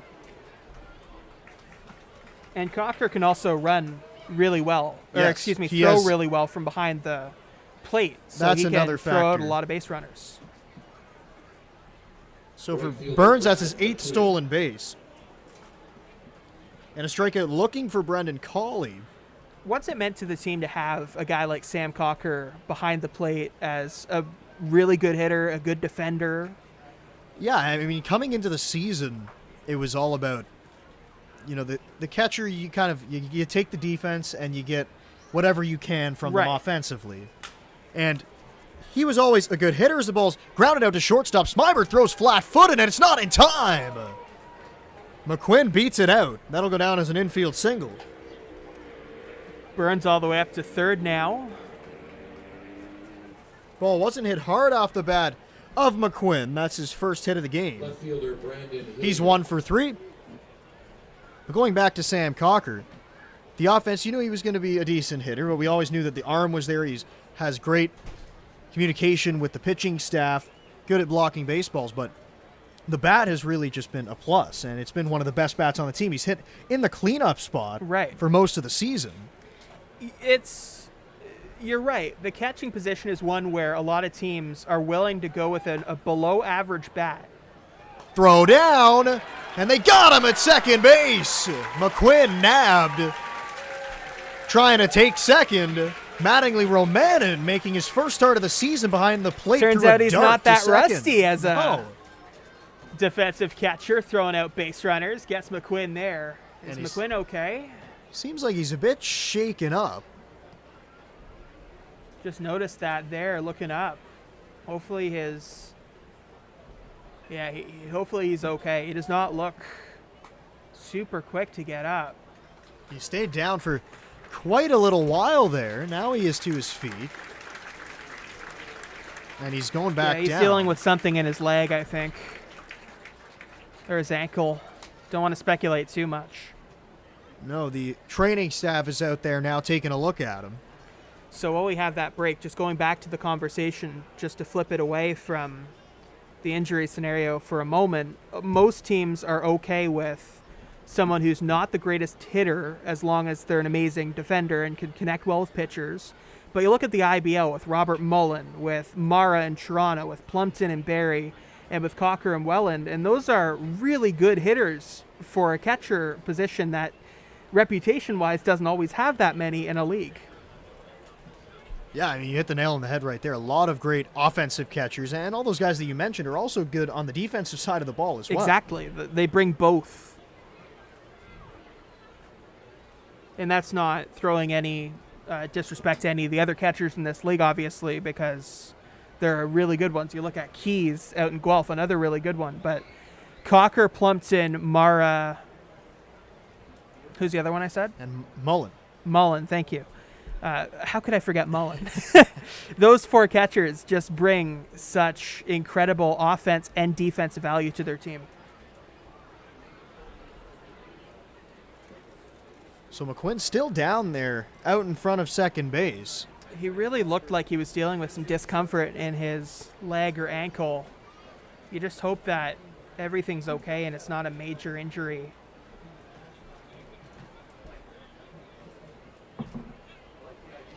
You saw him get up for a moment, start to walk off. He never looked and comfortable no. getting up, though.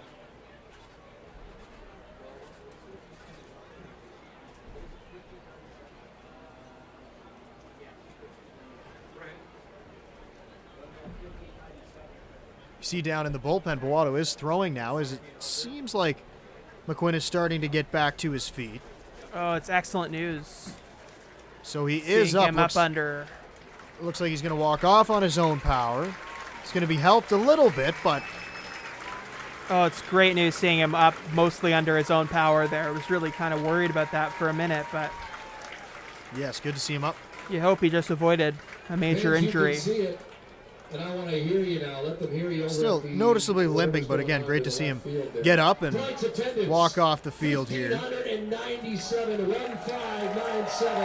As we just get the attendance here today for the Jackfish. 1,597 fans. Pretty good number. It's a very good number here on Fan Appreciation Night. Last home game of the regular season. There will be a home playoff game, though, on Thursday. And you can bring it up to 1,600 if you can count the producer and both of us. That's right. Which you can't do, but just for the purposes here. So, yeah, good crowd here for the Fan Appreciation Night, final home game of the year. And back underway, here's Brendan Lang. That's inside. That's Hillier at the plate right now. I got a little bit confused for a second there, thinking that he wasn't caught stealing and that they were just starting the game with the runner not coming back. But that would bring a whole different meaning to ghost runner at second base, wouldn't it? Yes. There are 2 outs in the inning That's how you play in the backyard when you don't have enough people. You just Oh, go. of course. That's when you're playing wiffle ball. Yeah, there's a guy on second. Yeah, it's a ghost what are you runner. talking about? You can see it in the scorebook. Popped up foul over our heads. Almost got one in here. That was close. So that'll give Brad McQuinn some time to rest on the dugout a little bit. The Baycats are a little bit thin on the bench right now, so normally I think you would see McQuinn out of the game after that, but you just never know because I don't know how many options the Baycats have defensively. Shot down the line, foul. You wonder if a pitcher could come in and play right field if a hitter can't. Josh Matlow's come in and play outfield a couple of times. He's officially on the roster, so you never know. You never know. Could be a lot of different scenarios here, and by the looks of it, it didn't seem like McQuinn would be staying in the game, but again, you never know. It did not, but you never know. It's a 2-2 on Hillier right now. Hummel delivers. Ground ball out to third base, picked up in foul territory by Porcelato. So that will send Hillier right back to the plate. Hillier is 0 for 2 today. And I know I'm with the Baycats, but they can't call me to go play. That wouldn't go well. You don't want to go out there in right field? I mean, I wouldn't say I don't want to. Nobody else wants me to. See, they'd watch me play, and then I'd need a different way home because they'd be very mad at me. They wouldn't let you on the bus? I don't even have a glove. Oh, you can go bare hand out there. Somebody's got a glove down there for you in the dugout. Here's the 2-2 from Hummel. Swing and a miss. He gets the strikeout of Brendan Hillier. Wyatt Hummel in his first inning out of the bullpen. Gets through it. Now it's stretch time here in Welland. We go to the bottom half of the 7th inning, and we're going to stay right here. We're going to see Welland's own Harry Carey singing Take Me Out to the Ball Game.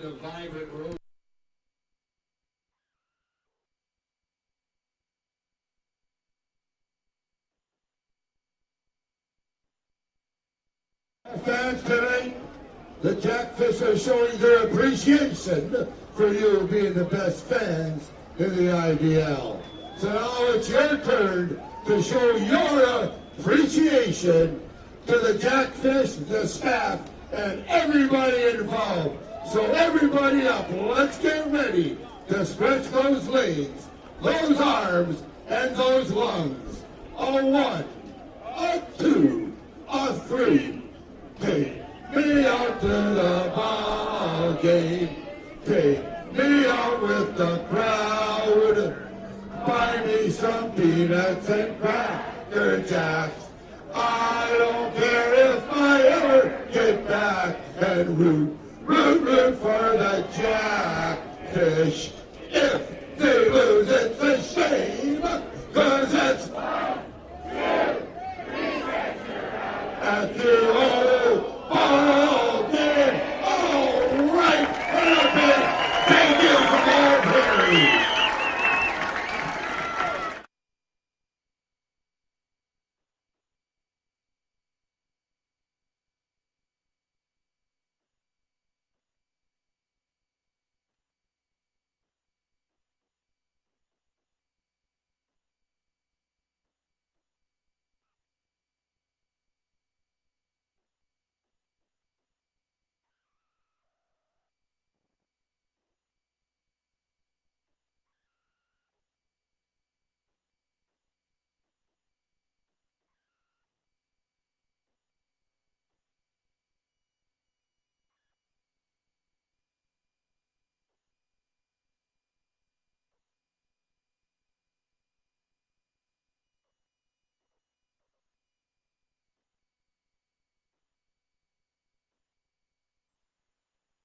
Brandon Nicholson.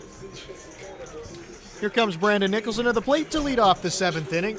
There is a defensive change. It's Evan Souls now into the game in right field, and there's also a change on the mound. Aiden Russell on the mound. He is another guy who's been one of the most reliable bullpen arms for the Baycats this season. A lefty, mostly a one-inning guy, can give you a couple innings on occasion, but he mostly focuses in on that one inning of work. And he's got really good stuff. Came into the league last season and impressed just about everybody. Grew as a pitcher a lot in that year and really evolved to become a dynamic pitcher that they could use in any situation. Nice catch, front row. It's always good to have a dynamic lefty coming out of the bullpen for you, and He's been that guy. And last year he had 1.80 ERA. Like this guy's legit. Yeah, he can go in for a lefty-righty matchup, but he can also go in any situation because he's that good a pitcher. He's a guy who can come in and shut things down. You look at his career ERA in the IBL, and it's just over 2. He's a really, really good arm for the Baycats and Josh Matlow. Nicholson fouls another one away, and now the count's even at 2-2. After Nicholson will be Mateo Porcelato and then Hogan Brown. Third pitcher of the day for the Baycats after Frank Garces went a couple innings, and then Adam Comm went 4. So you figure maybe 1 for Russell. Bounced out to third, easy play for Colley, and there's 1 gone. And then 1 or 2 for maybe Max Loishko, who was warming up a little bit earlier. And then on the Jackfish side, you had Wyatt Hummel get through that last inning, and it looks like Chris Boato is now throwing out there, so likely it was just 1 inning of work for Hummel.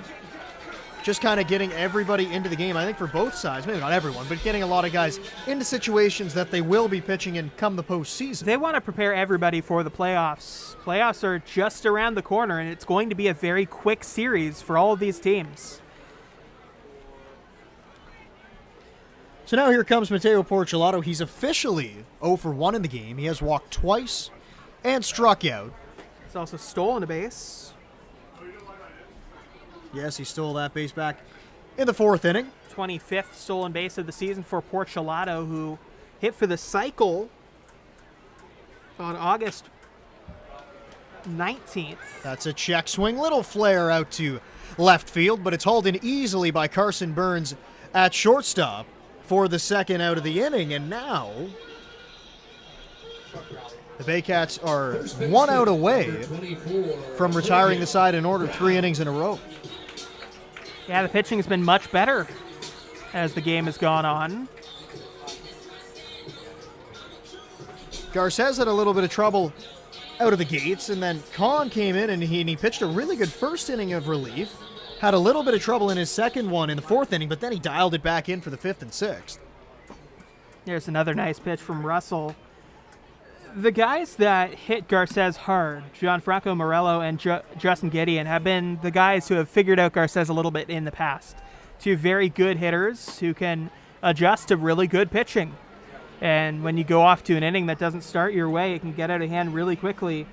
And then single error, single walk, triple, and things can unravel quickly. In the first, it's just 1 start for Garces. It's not going to be something that gets on him too much, but it was a rough first inning.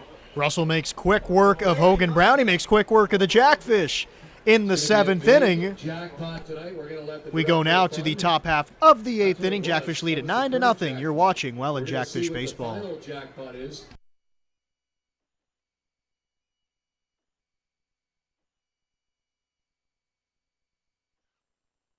Time is now. You're ready for your next big step. Niagara College is a proven leader among Ontario colleges. Our students are prepared to succeed and drive innovation locally and around the world. Our supportive student culture and state-of-the-art learning facilities help you achieve your dream. Choose academic excellence. Choose experiential learning. Choose career success. Choose Niagara College today. Visit niagaracollege.ca/. Radio. Don't worry, you can still listen to us. Download the Giant FM app and listen, or go to giantfm.com and click on the Listen Live player. No radio? No problem. Get the Giant FM app or listen at giantfm.com. Hook. Sport the fish today by visiting the Welland Jackfish Tackle Box, the official merchandise shop of your Jackfish. Visit the stand on game day behind Section 107 or visit us online at shop.wellandjackfish.com. There you'll find official on-field hats, t-shirts, novelties, and so much more. Join the Fishhead Nation and shop today.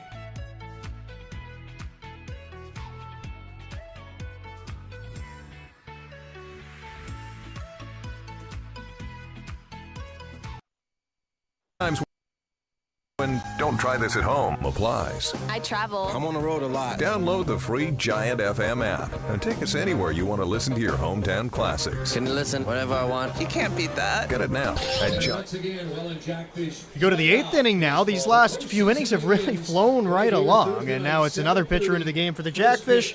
It's Chris Boato. He's making his 19th appearance of the season.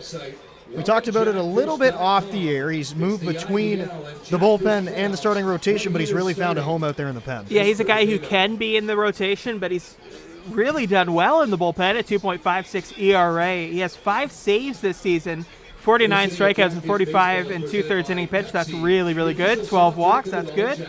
And he's only given up 44 hits, so he's limited contact to under 1 per inning on average as well. He's been very strong.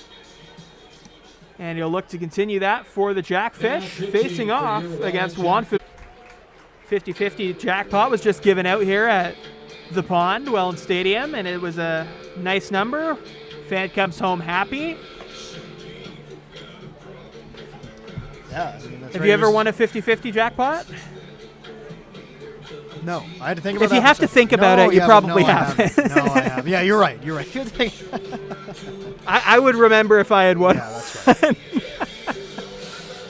Anyway, you? Chris. Sorry, Have no, you? I have not. Chris Boato taking his final warm-up tosses on the hill. He has been excellent all season long for the Jackfish on the mound, and excellent all season long for the Jackfish on the mic, Brendan Lang. Well, thank you very much for the kind welcome. words. Brendan Lang here alongside Patrick Melbourne. Barrie Baycats broadcaster, and there was the broadcast was up in the air tonight of what was going to happen, but It was. it's worked out well. Yeah, I think so. Juan Familia at the plate right now. He's 0 for 2. Popped up to Corrente, and then he's grounded out to third base. Boato gets a swing and a miss from Familia. We'd also like to send our best wishes to Spencer Tanguay, the main media director for the Welland Jackfish, who's a bit under the weather tonight. So we wish him the best and look forward to seeing him back at the ballpark soon.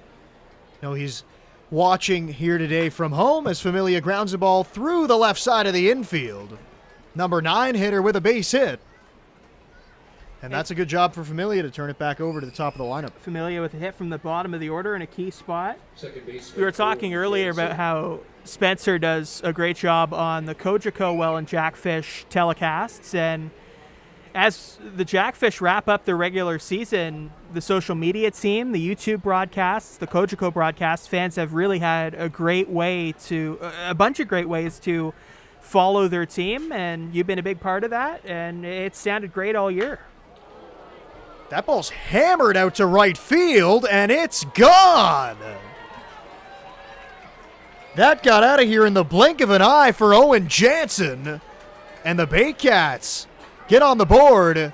It's now 9-2. That was a no-doubter off the bat, wasn't it? He just kind of got a pitch he liked and hit it way out of here. A no-doubter is right. I mean, he didn't hit it very high, but it was hit so hard. If it was any lower, I think it would have just taken the wall out. Do you see that Gabriel Moreno hit Yes, not that's long right. ago Gets that just stuck went the right in fence. there? Yes.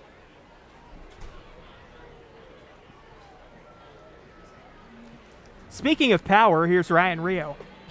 Yeah, another guy with amazing power. At Owen the top Jansen of the lineup. has, and it sounds a little bit obvious of me to say now, but Owen Jansen has more power than a lot of people suspect he does. He's not the stereotypical slugger type of player visually, but he has a ton of power at the top of the order or the bottom of the order, and it shows more often than you'd think. Well, that's such a big thing when you have a guy at the top of the lineup, or the bottom of the lineup for that matter, but especially leading off a game, as Rio cues a ball fouled on the left side.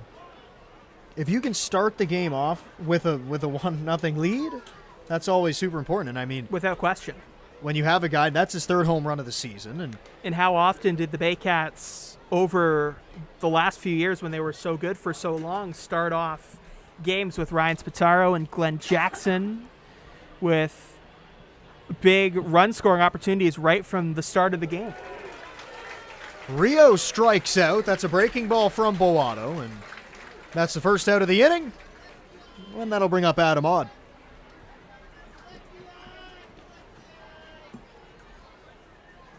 First baseman Adam Odd. Out of town scoreboard update for those of you watching the top of the standings in the IBL. Jackfish hoping to advance and get to that top spot before the end of the season. They're at 9-2 now here. That's in town. Out of town, Guelph is up 6-0 in the bottom of the third over Brantford. So Guelph and Welland both fighting for the same spot. They're both winning right now. Both teams pulling away early. Boato pitches. It's slashed foul down near that Jackfish bullpen. Heads up. Yeah, it was coming in hot down there. Nobody's throwing down What's there. the rule here if you get a ball? Do you have to give it back, or can you keep it as a souvenir? Yeah, I think it does go back. Yeah, that's most IBL parks. Do you get a prize? Yes, or? that's right. Yes. You bring it back to a kiosk, I guess, and you get something to trade in for that baseball. I know Baycats at one point did autographed balls that you could trade in for like a replica baseball that was autographed. Some of them do like a frozen treat or something.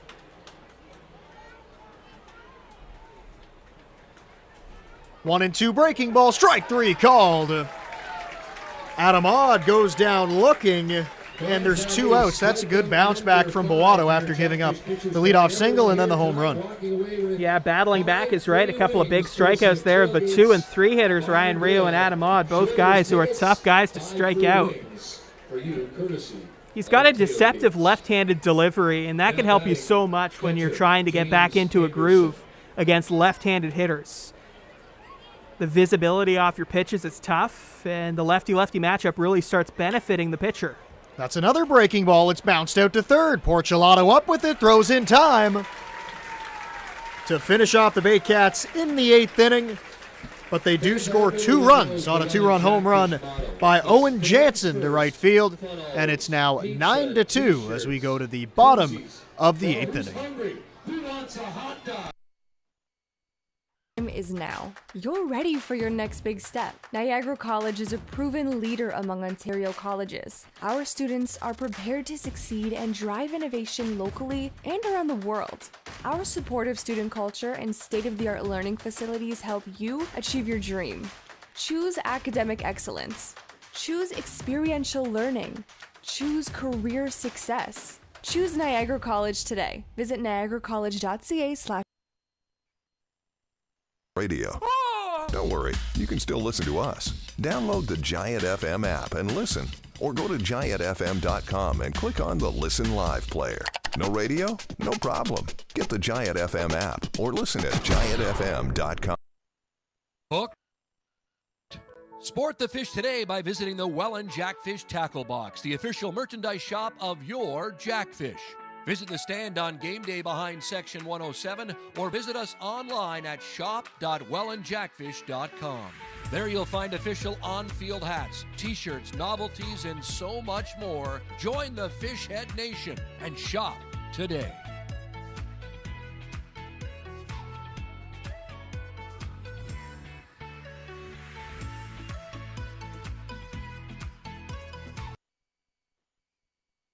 Times when don't try this at home applies. I travel. I'm on the road a lot. Download the free Giant FM app and take us anywhere you want to listen to your hometown classics. Can listen whenever I want. You can't beat that. Get it now at Giant FM.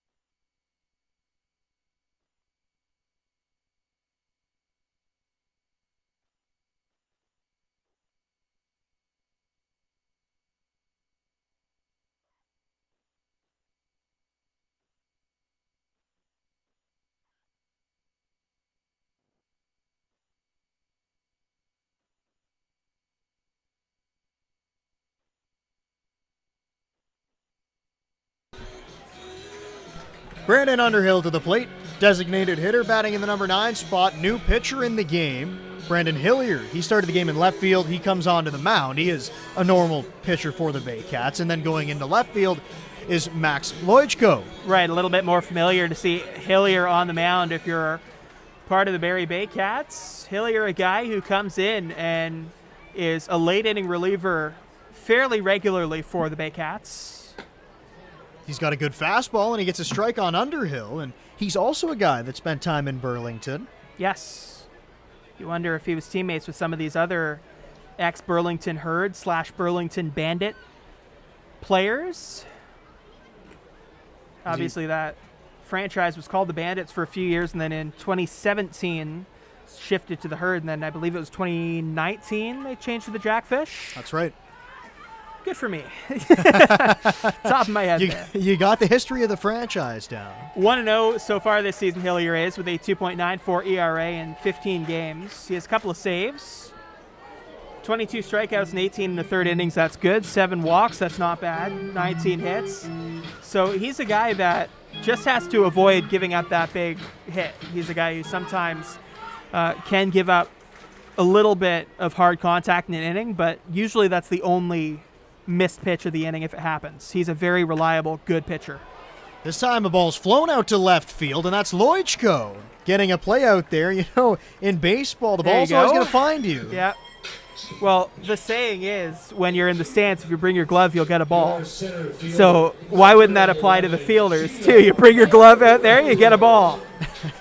Is that the saying in the stands? If you bring your glove, you get a ball? Bring your glove, get a ball.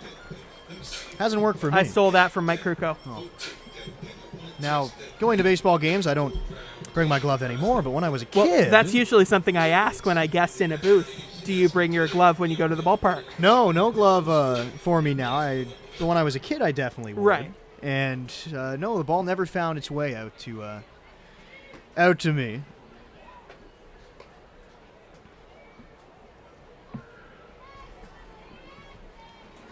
So now you've gone back to the park. You don't bring your glove anymore and the ball doesn't come out to you. What if you bring your glove now? You never know. That's a good point. Yeah. Thank you. May have to try it out.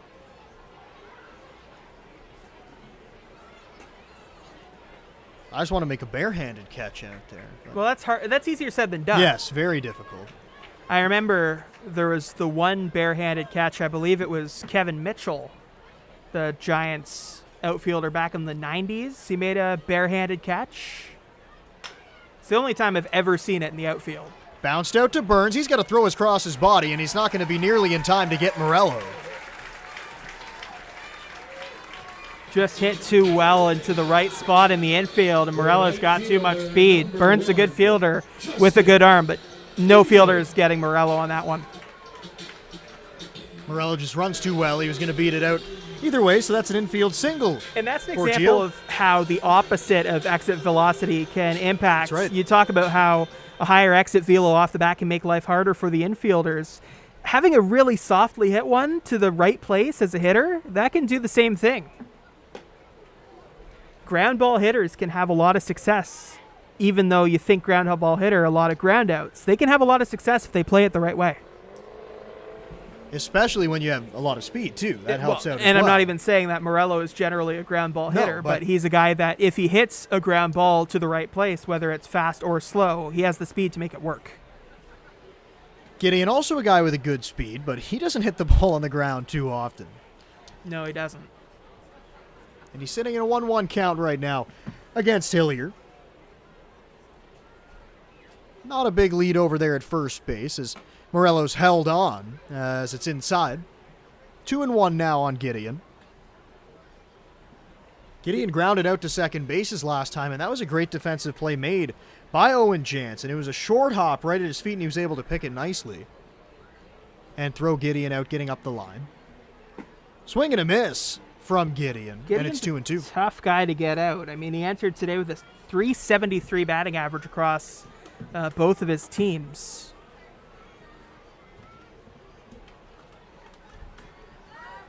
And in the 380s since coming over to the Jackfish. 389 coming into today. Morello's running. Ball's in the dirt. He'll easily steal that, standing up. Removes the double play, traditionally anyway. Still a full count, though, on Gideon. On deck is Mattingly Romanen. Hillier trying to work a clean bottom of the 8th inning and get this game to the 9th. Offering is popped up.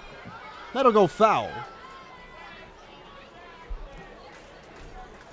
And the count remains right where it is at 3-2. Nobody moving down in that Barrie bullpen, so it seems like Hillier, this is his inning to 100%, get. this is Hillier's inning. And you talked about it a little bit too. Bit of a short bench here today as well for the Baycats, so definitely want him to get through this. Well, that's why you're seeing multiple pitchers in the field, right? We're seeing 2 pitchers in the field right now, and Hillier started today as a fielder as well. So that's a walk to Gideon. Morello already stole second base, so he's standing out there now, and it's Mattingly Romanen up to the plate, and Romanen's had a good day at the plate. 2 base hits. He's also struck out and grounded out to the shortstop, Carson Burns, so he's 2 for 4 on the day.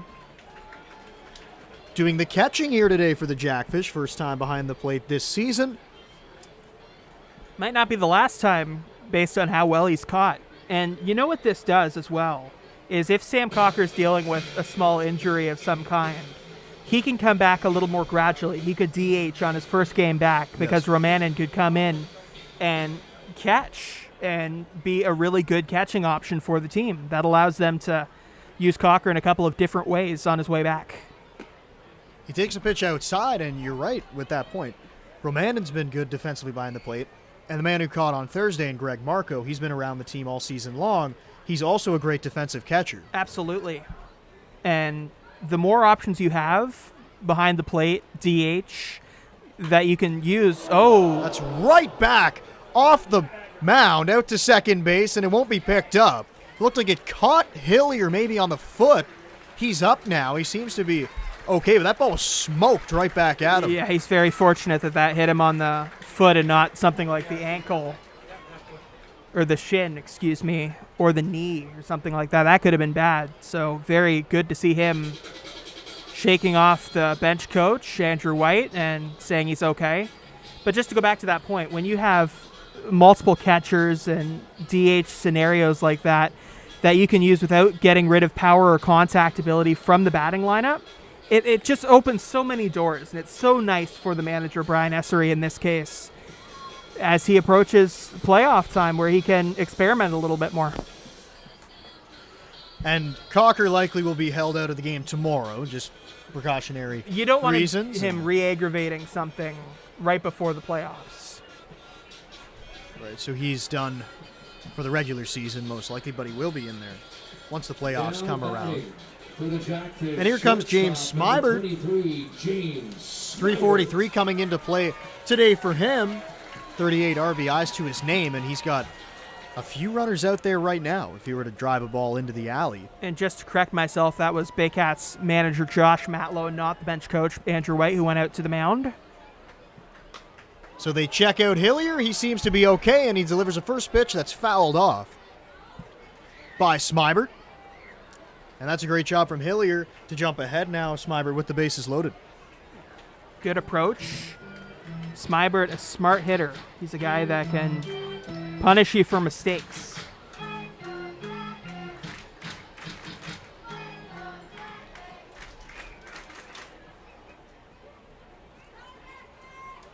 Pitch to Smibert. It's cranked in the air to center field. It's pushing Familia back all the way to the wall, and it bounces off the wall. Morello comes in from third. Gideon's waved around. He crosses the plate. Pulling into second base is James Smibert. That's a 2 RBI double, and it extends the Jackfish lead. It's 11-2. Romanen all the way up to third on that hit, and Hillier may have landed wrong on that foot, the one that got hit, because they're back out there on the mounds. Nobody warming up right now, but in the case of an injury, the trouble with is a one big hit in an inning, and that was the one big hit right there. He's still down right now on the mound, and you mentioned it, nobody up for the Baycats, and you mentioned it, nobody up for the Baycats, and don't know if he'll be able to continue in this game. He's such a talented pitcher that you feel for him when things don't go right in an outing, because we've seen over and over again this season how good Brandon Hillier can be on the mounds. And yeah, one of the guys that's really relied upon in the bullpen. It's just a shame to see, from the Baycats' perspective, it's a shame to see the injury apparently impacting performance a little bit, and him running into the one thing that's been a bit pesky for him at the same time. And you just hope he's okay more than anything else, because, you're just prepping for the playoffs, and you just want your guy to be healthy and in good spirits heading in toward it. And the Baycats coming into this game with a shorter bench now, seems like 2 injuries are going to be happening, and I would be sure that he's taken out of the game here, so he's going to need to be helped to his feet. Yeah, we both seen Riley Hoover come to the mound now, and it looks like Hoover might come into the game, and he's a guy that can give you a bit of length, so it could just be him the rest of the way. So good to see Hillier back up on his feet and kind of under his own power, kind of not, but you just hate to see the injury in both cases tonight. So Hillier is helped off the field. We'll see a pitching change. Riley Hoover coming into the game for the Baycats. Your attention, please. Now pitching. Time is now. You're ready for your next big step. Niagara College is a proven leader among Ontario colleges. Our students are prepared to succeed and drive innovation locally and around the world. Our supportive student culture and state-of-the-art learning facilities help you achieve your dream. Choose academic excellence. Choose experiential learning. Choose career success. Choose Niagara College today. Visit niagaracollege.ca/. Radio. Don't worry, you can still listen to us. Download the Giant FM app and listen, or go to giantfm.com and click on the Listen Live player. No radio? No problem. Get the Giant FM app or listen at giantfm.com. Hooked? Sport the fish today by visiting the Welland Jackfish Tackle Box, the official merchandise shop of your Jackfish. Visit the stand on game day behind Section 107 or visit us online at shop.wellandjackfish.com. There you'll find official on-field hats, t-shirts, novelties, and so much more. Join the Fishhead Nation and shop today.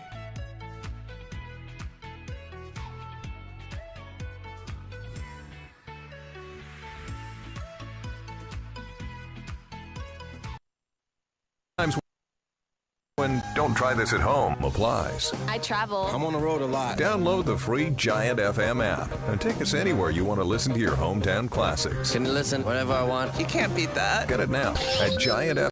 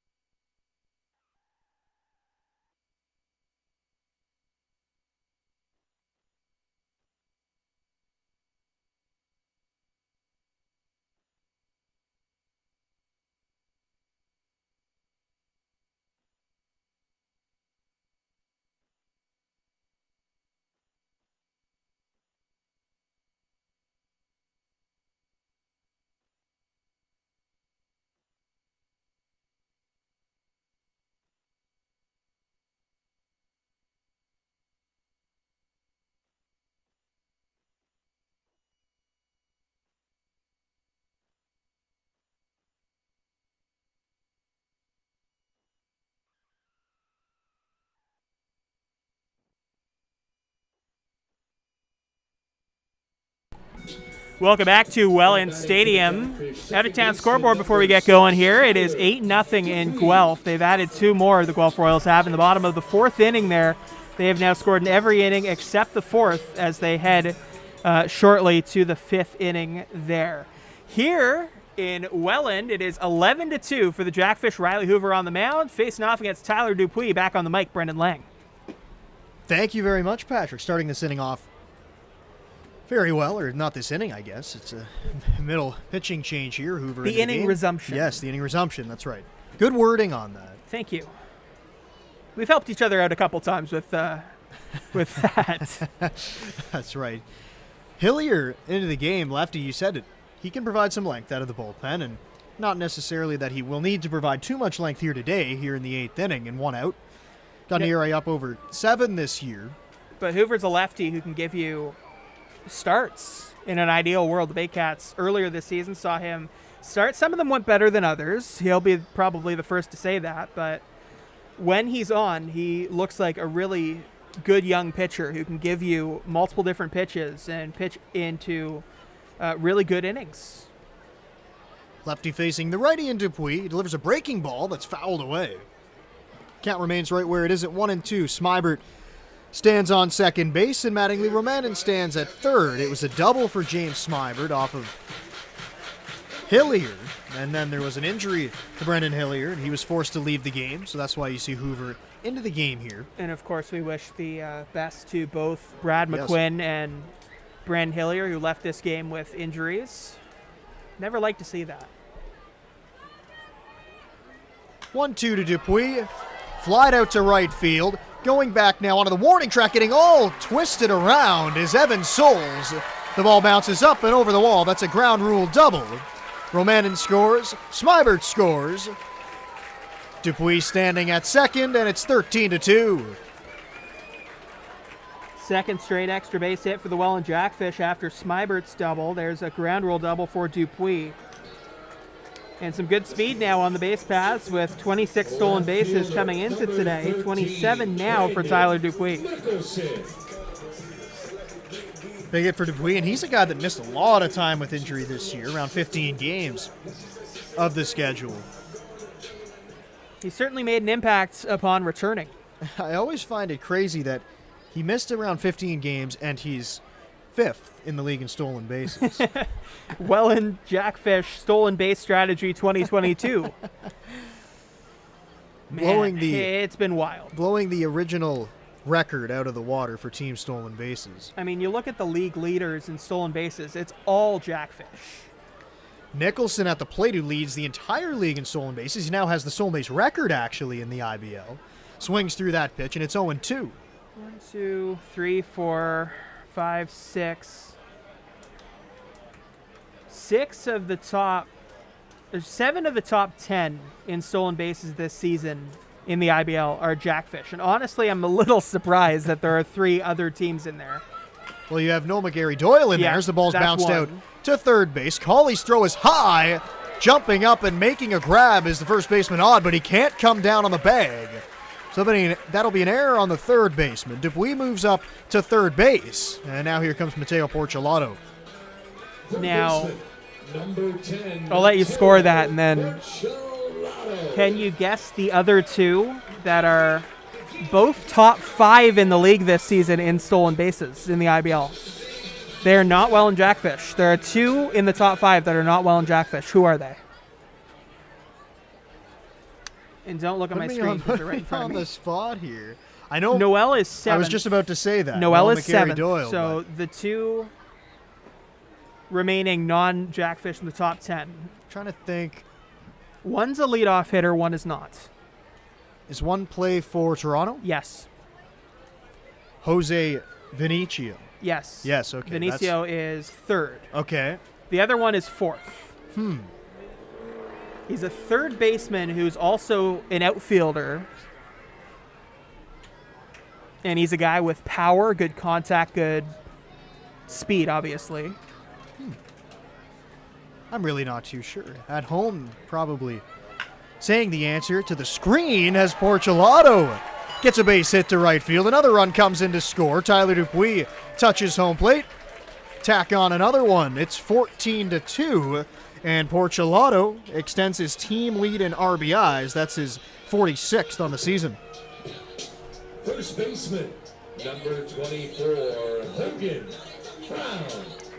All right, I'll give you the answer. And then, you're going to have to. He's 1 for 2 already with a walk tonight in that Guelph-Brantford game. Malik Collymore. Okay. He is a very, very good player. Yes, a Major League draft pick who plays mostly in right field for the Guelph Royals. Has also played a lot of third base lately, too.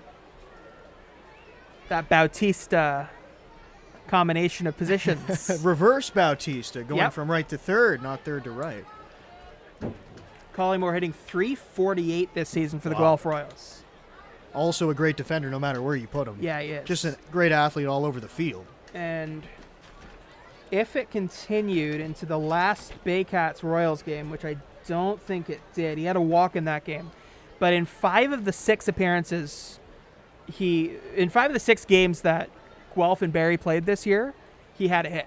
He was the only one that came close to having a hit in all 6 games. That ball's popped up, it'll get fouled. I mean, that just kind of speaks to the hitter that he is. Yes. I mean, you see the average there and how well he's hit against the Baycats. And it's not just soloed out for the Baycats. He's done it against every team this year. Picked up, throw to the pitcher, covering in time. For the second out of the inning. That's a good job to get off the mound right there from Hoover and beat his man to the bag for the second out of the inning. Number 3, Brandon Underhill. My scorebook, because this is a bat-around inning, my scorebook is starting to look a little messy. How's yours looking? It's looking okay. Oh, wow, you use color and everything. Yes. You have, like, highlighter. Yep. Then you have purple highlighter. Yep. And you've got the defense up there, and it's fancy. Yeah, it's fancy as Underhill hits a ball foul down the left side, and it'll get it out of play on a hop. That one looked like it was hit harder than it actually was. It did. The scorecard is fancy, but I need it in a book like yours. Yes, I invested in the book this year because I've done like almost all of the games here. Well, there you go, and then so you I can just look back. Exactly. You got all the archives right helpful. there. Yes, I recommend that. But I don't have the defense like you do, and I don't have. What's the color coding system you've got there? So it's the amount of RBIs that the hit had. Oh, okay. So I'll go with the yellow for 1, yep, blue for 2, purple for 3, and orange for 4. As someone who's the Baycats media coordinator, there's a annoying amount of blue on there. But from the Welland Jackfish perspective, there's a happy amount of blue on there since that's right. They've been hitting so well blue on the Baycats side. That's true.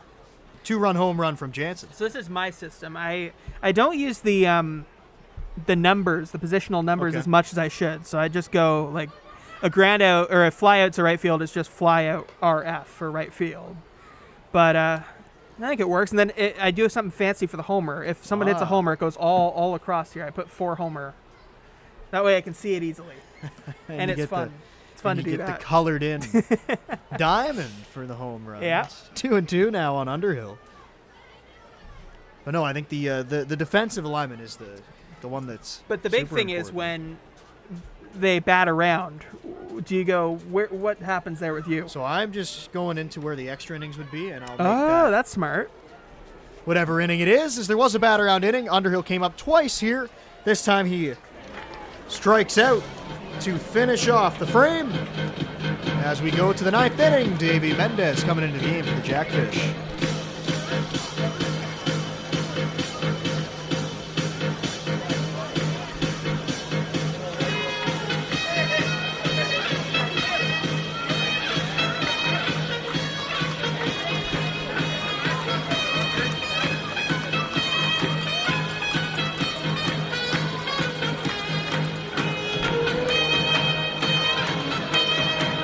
Your attention please, now entering the game for the Welland Jackfish, wearing number 31, Davey Mendez.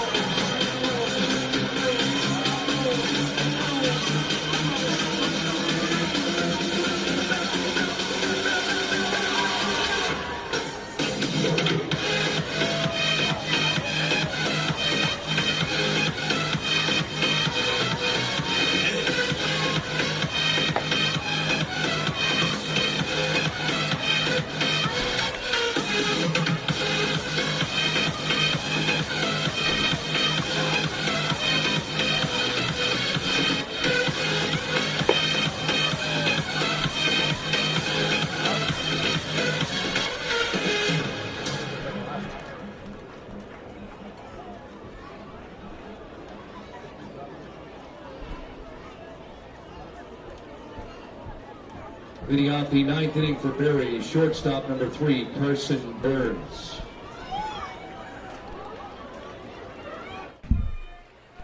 Carson Burns to lead off this ninth inning against Davey Mendez here. Davey Mendez has been absolutely phenomenal for the Welland Jackfish this season, and we saw it in the reaction, the loud walk-up song. Everybody's super happy to see Mendez on the hill.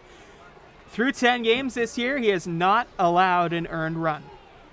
From San Pedro, Dominican Republic, misses up high. He hasn't allowed any run. I was about to say, not only has he not allowed an earned run, not only has he not allowed a run. He's allowed one hit. That's right. And that was in the last game against Barrie on August 11th. That was the first hit he's given up. He went his first 9 outings without giving up a hit. Swing. And that's a swing and a miss. I almost started calling that. That was such a good pitch.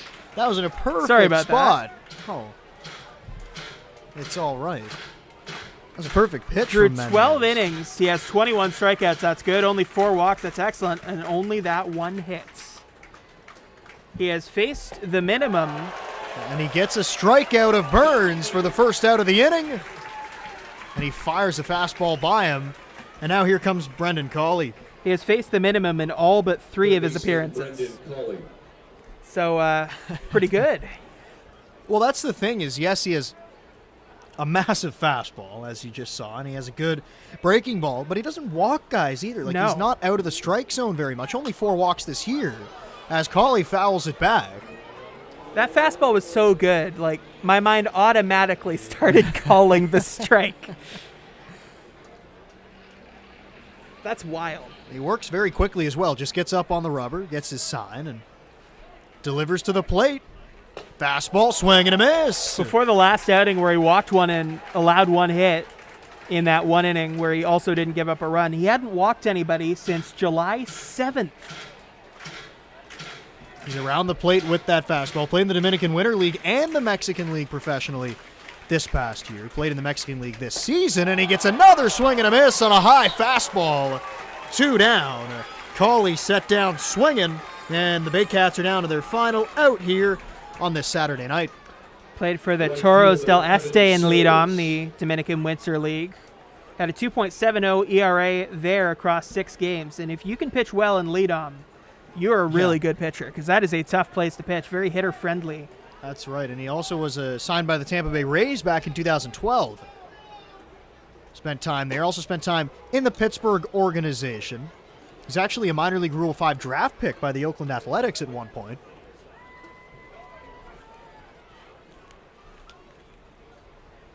Working out of the windup out of the bullpen, the 1-0 pitch is fouled away. This is Evan Souls at the plate, and he's getting his first at-bat of the game, and this must not be a fun at-bat for your first of the game. Especially considering he's primarily a That's pitcher. right. Didn't miss that one by No, too much, though. It was right on it. solid contact, but the ball had curved so much inside on the bat that it jammed him. Next pitch is a strike at the letters. That fastball is nasty. Painted it up top of the zone. It's 1-2. Baycats down to their final strike. Public address announcer Rod Mahood trying to get the fans on their feet here on Fan Appreciation Night. The 1-2 from Mendez. Fouled away. Souls spoils it off.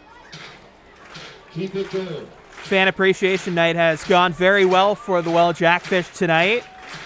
Great work by the PA announcer and the stadium crew to keep things smooth as well. Been a great night for baseball all around for the Jackfish. Another 1-2 from Mendez. Souls fights it off down the line once again, and it's fouled. And for the Baycats, they go down big in this one, at least if it finishes out with this score.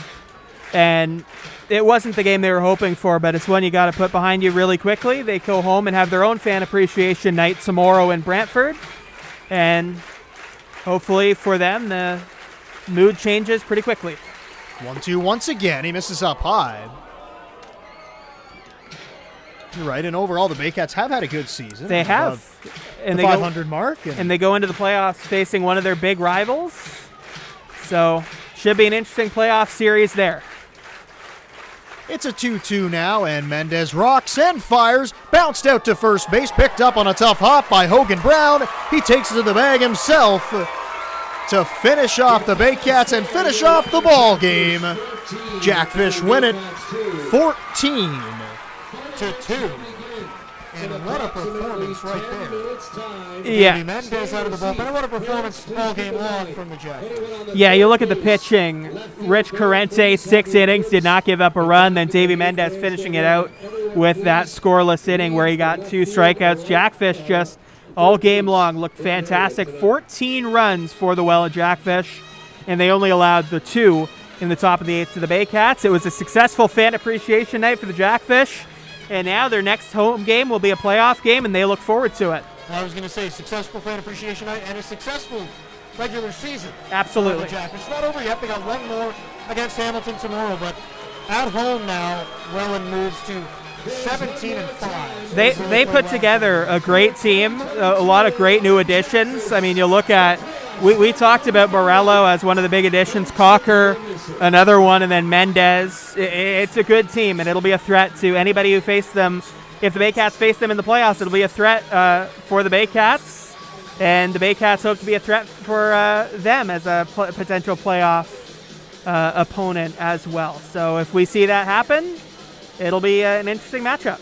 It'll be an interesting matchup for sure. It was Fan Appreciation Night at the ballpark, also Fan Appreciation Night for anybody watching at home. Thank you so much for coming along all season long, and we will have playoff baseball here on Thursday. Welland Jack, if you don't know who they're going to play yet, but we will have a home game on Thursday. Patrick, thank you so much. It was a coming pleasure. on today. A lot of fun. Yes, I had a lot of fun as well. And looking forward to calling the game tomorrow on Baycats TV, and that game will be tomorrow afternoon. So if you want to know what happens with the Baycats, you can follow that. I'll be on play-by-play tomorrow on Baycats TV.